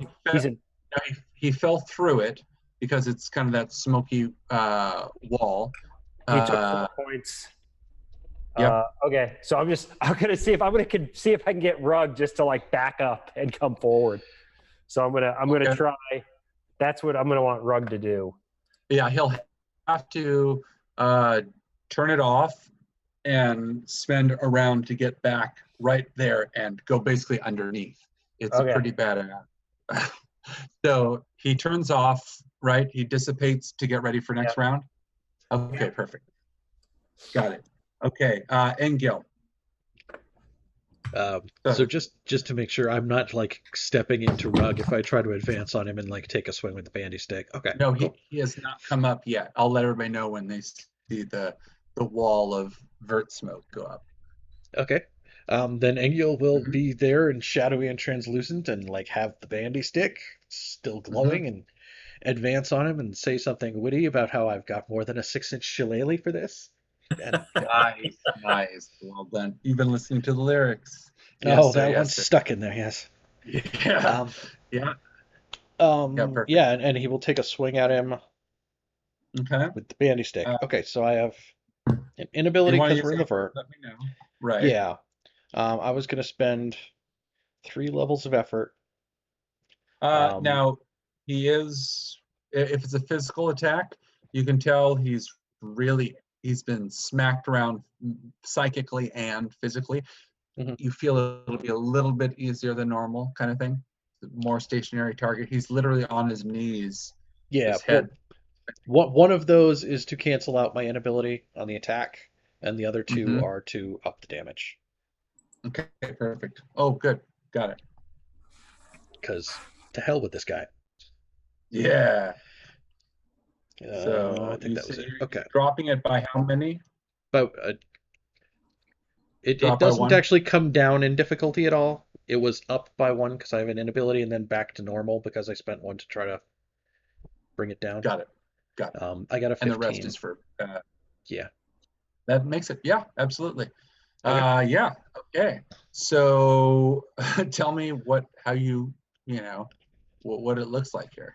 Oh, it's probably if he's like kind of down, then it's like right to the back of the neck where that page boy haircut that's maybe just wood for his head. Like, yeah, just like send a little shower of splinters off the back of his skull. Hopefully knock that huge hat off it. Yes. Yes. Yes. Perfect. And you rolled a 15. Yeah. Okay. Yeah. So yes, you do hit. And that is, it's not a nail bat. What is it? It's a bandy stick, which is a light weapon plus 2 levels of effort. It's Got it. also a light weapon right now because it's Ah, flying. oh, oh, you. oh. Okay. Perfect. Okay. Great. So Bonus. yeah. So the yes, it does hit. 4. Okay. Yes, it connects there. And you said the extra damage was how many extra points of damage did you? Two levels of effort that were damage. Actually, good point. Maybe take my points off here. Okay. Okay. Perfect. Yes. It looks like it wants to do something because it's its turn right now. But yeah, after everything, it's just getting whacked around like a piñata. So yeah, it's not doing anything right now, and plus it's stunned for that turn. So yes, Winter, you're up without it counterattacking yet. Well, I pull out my monoblade and look at it. Oh no, it broke. And Your monoblade broke. I'm reminded that the blade has shattered. I glare at the saturator. That's right. That's right. It was its fault. That's right. It was. Of course. And then I 'Cause take it has out my gun with my Mhm. other hand. Perfect. Which again, you're in a black feather. That's a yellow hybrid feather. You're able to bring in weapons. The idea of actually having a firearm that you're able to bring into the Vurt world tells you how tells me off nothing. the Tells me nothing. legal rails. Yeah, not you. Everybody else. Somebody Nice. else might So be go like, for it. "Don't shoot that gun. You'll leave a bullet here." But I'd be like, "Fuck you." Yep, exactly. Mechanisms of exchange. Mechanisms of exchange. That So doesn't I'm roll. going to, yeah, my targeting optics come up, and I'm aiming at him. He's my quarry, and Okay. Go. I'm gonna shoot him Okay. right in the stupid face. not in like a called shot kind of way, but just in like a Understood. General. face. Well, it's a big target. It's a big wooden, target. wooden Alright. felt covered target. Yeah. So you just have to. So he's not difficult at all. It's demanding because you have a inability. So So I've got an It's- inability and 2 assets. right. So yeah, it's a demanding difficulty still. It's a demanding task. All right, so I will. Not that it's just task, but it's I'll also spend a level of effort. for him. 1 speed. Mm-hmm. And that's towards damage Mm-hmm. because his face is real stupid. Mm-hmm. The stupid. Stupidest face. Stupid face. And I got a That's- 20. Woo! Oh. Yeah, so I want to literally get him like right in the stupid eye because it looks dead and it should be dead. He now has only 1 vacant eye. I'm gonna say it goes all the way through his stupid page boy haircut in the back, and yeah, wood splinters and felt and a whole bunch of other non-organic looking stuff splinter out. With the 20, okay, here's what you notice as well. As it splinters out and as it's pretty rad, it's still moving, but you can see inside, way in the wooden center of this thing, a bit of pink, like a pinkish, reddish kind of flesh, actual organic something that's kind of like, that's been blasted the top of it. But in other words, way in the center has a gooey center. I'm gonna tell everybody. Yeah, perfect. And it's Dig also in their eye. There's some kind of gooey middle in there. And that's 8 points of damage. Plus a level of plus a level of effort. 10. Oh shoot. And then with the 20. I got a special effect instead of extra damage. Right. So for the special effect, we'll see. Yeah. Well, hell, yeah. His eye. Having that means that. Let's say that it's on his left or right side. Where'd you go? I'm right-handed, so got his left eye. Got it. Okay. So that'll change the way he fights, and that's a nice major effect. Or it fights. Okay. All right. Perfect. Next we have Buzz. What you doing? So he's mostly non-living material around this gooey center. Okay. I've been waiting for you, Obi-Wan. We meet again at last. So with my quantum lance, which against non-living immobile targets slices a 1 foot slice through any material that is level 6 or lower, I'm going to try and carve away everything but the gooey center, or at least make a swipe on one side to expose the gooey center. Can you make sure you don't get the hat? I'd like to take the hat afterwards. We're going to be playing rock, paper, scissors for the hat after this. Yeah. I'm 7.5 feet tall and I have a giant head. I need that hat. That's fair. I will stay away from the hat. Yeah, perfect. Yes, it's wood and felt, and it's hardened wood. But yeah, with that, you bet. Okay, so what is that again? Is it an activation point or? Yeah, it's how does it work? It's 2 points to initiate, and it's an action. And then I assume it's an attack, and I assume that since he's immobile, that's an asset to the attack.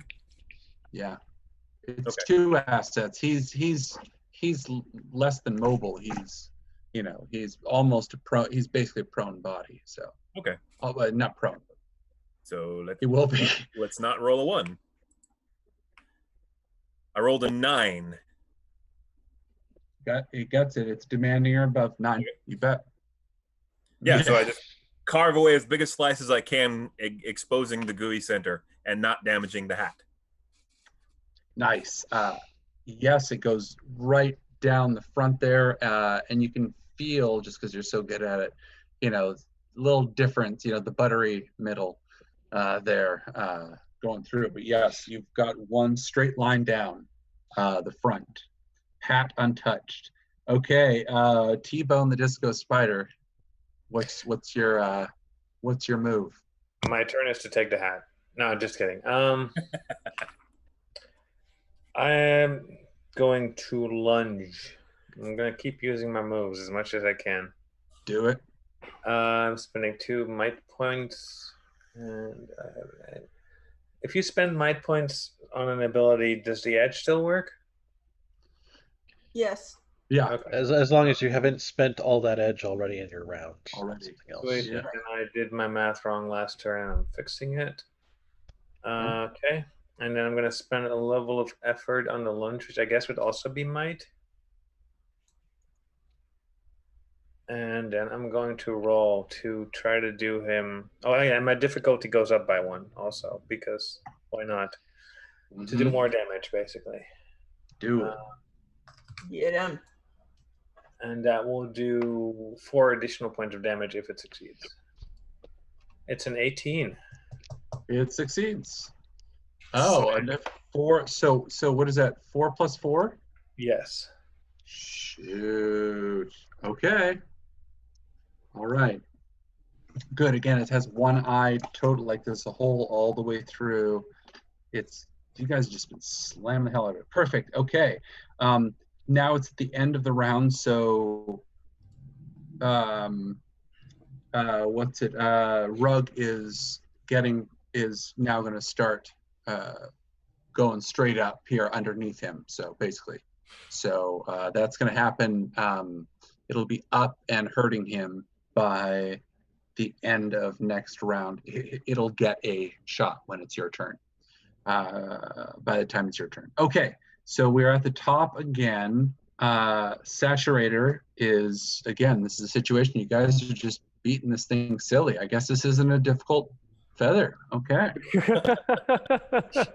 I mean, this is the first Diddy Man of 12. Yeah, and he hasn't pulled out his weapon yet, but don't worry, he probably won't. Yeah. Somebody snag Yeah, that nail tickle bat. stick. Yeah, the tickle stick. Yeah. The opposite of a tickle Perfect. stick. Yeah. So in the saturator intro here, it says like one of the intrusion options was it's draining the PC's energy, sucking in the air in big gulps, drinking it audibly, and smacking its lip as if it's just eaten a meal. Is that something where I can try to like start like draining the color from it from Oh yeah. like Happily. suctioning? Happily. Like okay, yeah, And it's gonna start. it'll update from an asset for everybody while that's happening. Yeah, this thing's it's almost dead already. It's down on the ground. We've carved into it until you smell like bacon, and then take that chunk off, and so yeah, it's yeah, the across the room Nice. vampire action. Nice. Yes. Perfect. And it gets an 18. Damn. There you go. Okay. Yeah. So it is solidly locked on. It starts to pull in. So it's as long as something breaks that particular thing, it doesn't have to like re-roll to continue. It's just on. So perfect. Okay. Yeah, good. Okay, Saturator started pulling the color off of its form. Trying Okay, to Josiah. like drain its life energy here. Yeah. Perfect. Josiah. Yeah. Yes, perfect. Okay. So Rug pops up or whenever. Do you want Rug to activate No, he's first? gonna pop up. Yeah, he pops up. Another 4 bits of damage as it goes right through the middle of And then mind this punch. bash over Diddy Man. Yeah. It's 4 And then points. mind punch. Give me a sec. And I got a nat 20 for the Damn. mind punch. Oh, damn. Okay, well, I gotta go by the numbers. Okay, so the mind punch is 4, you said? Yep. Okay, all right. And where do you, I want the extra damage. what do you want not to do the with effect. it? I want the extra damage, not the effect. I want to just take him down. Yeah, I gotta run the numbers. I gotta run the numbers. Okay. You had it down to 1. With a major effect, I'll say that last one was 17, 9, 5. Yes, with the last one. So it's mumbling something about collecting molars and this and that. Again, maybe it's resume, it's final thoughts. Spoiler. And it falls forward with a giant thump, and the hat falls off. And it's a foul smell.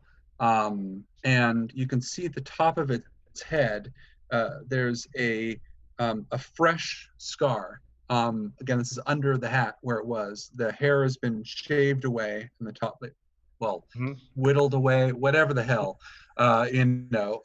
but there's a fresh scar at the top, which again, you guys kind of, at this point, may understand, it has a gooey center. So something like a donut, I guess, like a cream donut has, into the wood casing, but there's an entry point. But again, you guys saw a bit of that already. And it is dead. Immediately, its fingernails and hair start to grow, just slowly, slightly. It's just to make, it's just awful. Okay. Well, Uh-oh. Uh-oh. I think oh, Alex they froze. killed Alex. Oh no! No, Alex froze. Not the. Well, yeah, just the worst freezing Oh face. no, where's his creamy center? Rob. Oh, there we go. Oh, He's back. Nice. Yeah. I was asking if I had connection issues. I'm sure I didn't. Okay. Yeah. Yes, everything's you fine. So Totally fine. His fingernails were growing. The last thing you said. perfect. Yes, his hair and fingernails growing again after death. And again, the smell is getting worse. The foul stench, again, you cut open the front, you've exposed it here. When it had its mouth open, you smelled the foul breath. That stink is that organic, creamy center there. And it goes down, and it goes down hard. And yeah, it never pulled out its tickle stick. Good, because which- I'm gonna take it out because I don't have a monoblade anymore. What's this There thing you do? go. Awesome. You'll find out what it does. Vert-based But nail. it- That's cool. Yeah, I would say you'll find out what technically or mechanically what it does, but it's heavier, a lot heavier than you thought it would be. It looks like a wooden bat with nails driven through it, real nasty, long spiked bat, but it's very, very, very heavy. Now, is the creamy center inside? All right, let's see. Is it like it's not a tiny creature inside like a giant puppet? It's like a biomechanical. I'm having Uh-oh. Yep. He's going down. Oh no! Not Maybe we should again. pick up next One of his week. roommates is down low. Wait, no, we see you now. You're good. Oh nope, not good. No, Okay. you froze. Just like this. Oh, okay, hold on. Oh, bad connection. Well, we All can right, hear Alex. you. We can hear you. You just your visual is frozen with single finger. Alex, just tell your kids to stop Netflixing. Maybe. He's going down. Oh wait. Oh no. Are you? Oh, hey. I'm here. Okay. Okay, I'm here. All right. Okay. Sorry. I'm so sorry. I don't know what's. I closed Google Docs. Anyway, timing wise, we're perfect. So you just killed the first Diddy man. As Dickie Mint has fallen to the dust. There. You know that there's a gooey inside. I would just like to scoop really out that gooey inside. Since Buzz is trying to look for ways to extend his own life, and this is a Vurt creature that's a kind of cyborg, basically. He wants to carve off a little piece to either use it in the real world to enhance his blurb or just study it, whatever he can. So just going to carve off a little piece. Got it. And again, bringing it back with you is going to be its own issue. But yes, Yeah. We'll see. absolutely. He'll carve it and see what happens. Yep. You have a Vurt. Just for fun to see if you get a 19 or 20. Do a Vurt int based roll, but because you have that special skill. Okay. Just I rolled a as you're 19. Nice. Really? Yeah. There you go. Okay. It is maybe because of smell or whatever. It's a feo, and a feo is a level 3 Vurt being. But it is it's an Big actual. No, feos are the Tiny ring I'll get a picture. No, they're the pink ones with the worst, the ugliest thing. Have the big grass ring on top, and then Yeah. and they're horrific, and they're not huge. They're certainly not. It's normal size, but it's in this 8-foot tall casing. So this casing is either built around or this thing is put inside this, which is Okay. again, yeah, you're right on the cyborg thing. There's something none of you guys have ever seen or probably even conceptualized that, this So Vurt- Vurt flesh and apparatus is what I'd like to because I want to study the interface. Cool. Yes, you can. So you have something to look at, and you have, you'll be remembering how it's put together. Maybe you Perfect. can make a blurb fly out of it. That's what I'm trying. That's what I'm saying. Either I can use it to make one, or use it to enhance the blurb fly I have, so that he'll be part Vurt and part Robo with shadow, whatever the hell. If I live. To transfer your consciousness, absolutely. Now, okay, so well done. So the last bit now, I'm guessing you guys are looking around it, looking through it, unless you don't want to search it, but not that you're all murder hobos. But Oh, I am though. Yeah. You guys want to search it? Yeah. Okay. It tried to kill us. I mean, all's fair at this point. Ooh, Perfect. a golden ring. Yes, that is. So everybody roll. Dun, dun, dun, dun.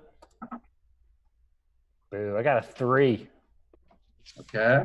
We'll do it by 15. success. Got a 10. Okay, so 2 failures. 10 is a success. 13. That's a success. 15. Char, what's your... Got it. Okay, overall success. Yes, as the hat and everything falling through, and as your casing falls apart and everything, you find a gold ring.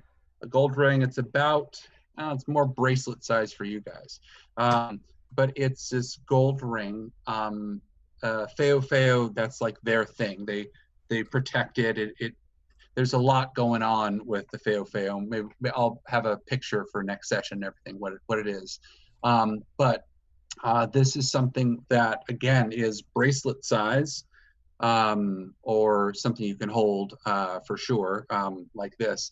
But legend has it that there are, it can be pretty powerful, but no one ever really, unless you kill it, and take it from it, no one really knows.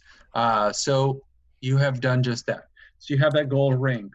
Also, in the area around, which is the other part of the success you meant, let's roll D4. Someone roll a D4. I actually have a D4. Unlike most of us. I have so many D4s. Nice. Yeah. We call them caltrops. Nice. 2. Okay. All right. So with a 2, you find 2. Okay. Now, so roll, roll 2 D100s.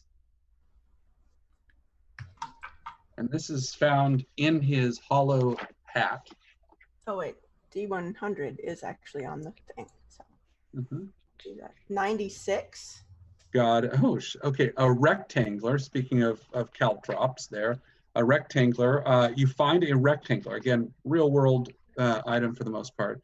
And this is, let's see, page 374. Roll a D6 to see its level. And this is a bag of small metal devices resembling toy jacks with sharpened points. It says, worse than the caltrops of the ancient ninja clans, rectangulars are mathematically charged with kinetic and electrical energy, causing them to gravitate towards a person's feet. When thrown on the ground in an immediate area, rectangulars will deal damage equal to the level of cipher to any person who passes through them. And they'll be unable to move for a number of rounds equal to the damage dealt as they pick them from the soles of their shoes. Okay, what is the level with the D6? Level 5. Okay, so it's just a D6, so it's 5. So perfect. So you have a level 5 rectangle, a bag of rectangulars, basically, they call that. So caltrops, like Legos, that race, or D4s, that race towards your feet. Okay, the second one, roll in the D100, and this is the last bit of loot here for you guys. 61. Got it. Pop-up shelter. Oh, I don't think we've ever had that in game before. Yeah. Pop-up shelter. Oh, roll a D6 again. Oh, nice. 2. Got it. So it's level 2. This is a frisbee-sized disc.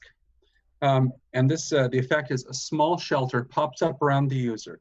It's large enough for one person only. While inside, user is protected from environmental effects such as gas, pollen, or acid rain. Damage from effects such as extreme cold, fire, or electricity is reduced by the level of the cipher. So it's kind of a little, you hold up the frisbee and it kind of whoop, whoop, around you, or you hold it up from the inside. It's a little protector. Level 5 pop-up shelter. So this is what you're finding here. Quite obviously, when we start next session, the only place to go at this point in a yellow feather, if you want to win, which you have to get out, is to almost certainly go down into the darkness, down these steps, into even lower levels of the treacle mines, where again you can hear the sounds of far off machinery or things like that. So at least that sounds normal. The giant hat. What are you guys going to do with it? That's really important. I believe T-Bone called dibs on it. Is it clean? Does it smell? It is clean. It is. It's a little stink, but nothing too bad. Yeah, it's clean. Everybody was really like careful not to hit it for you. Okay, So, since I'm suspicious, I'm going to tell people that I'm going to put the hat on, and if anything weird happens, to pull it off right away and burn it. got it. But I'm going to try the hat on. Okay, roll for me. What am I rolling? D20. No re-rolls. 10. It's a hat.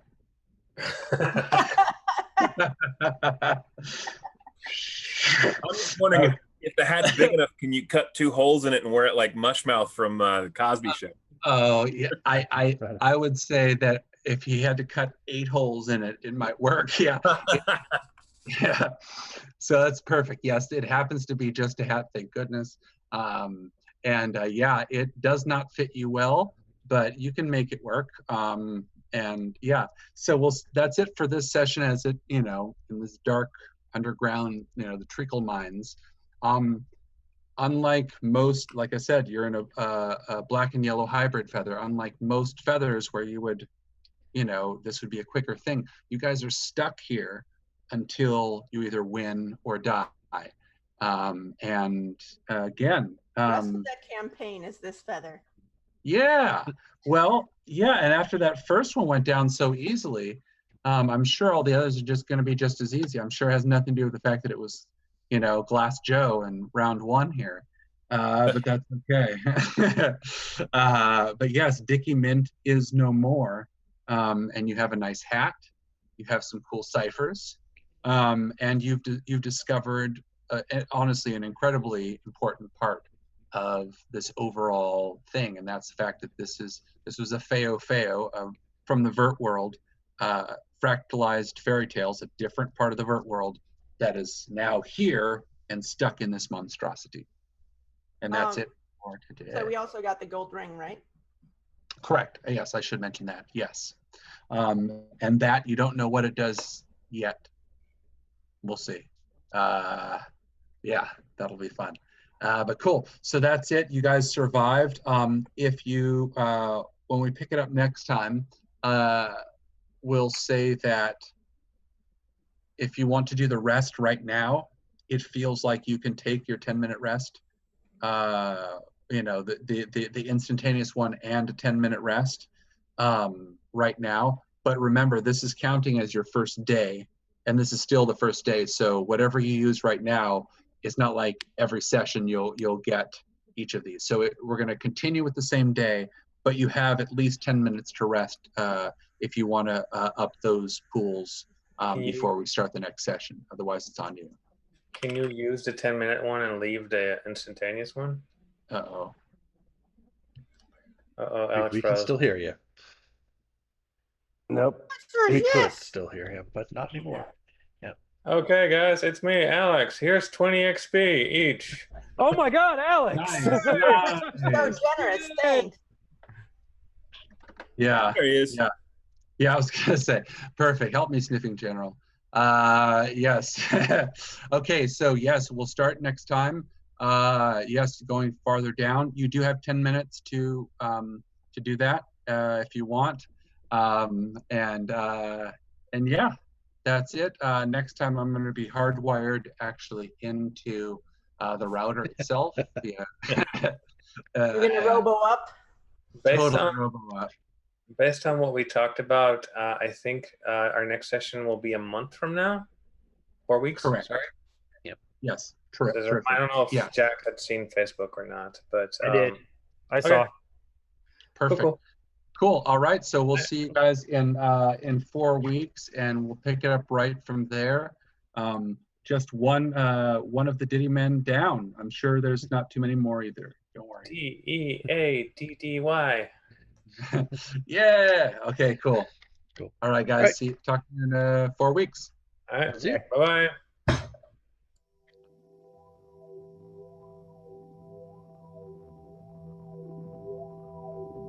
Listen up, Kettlings.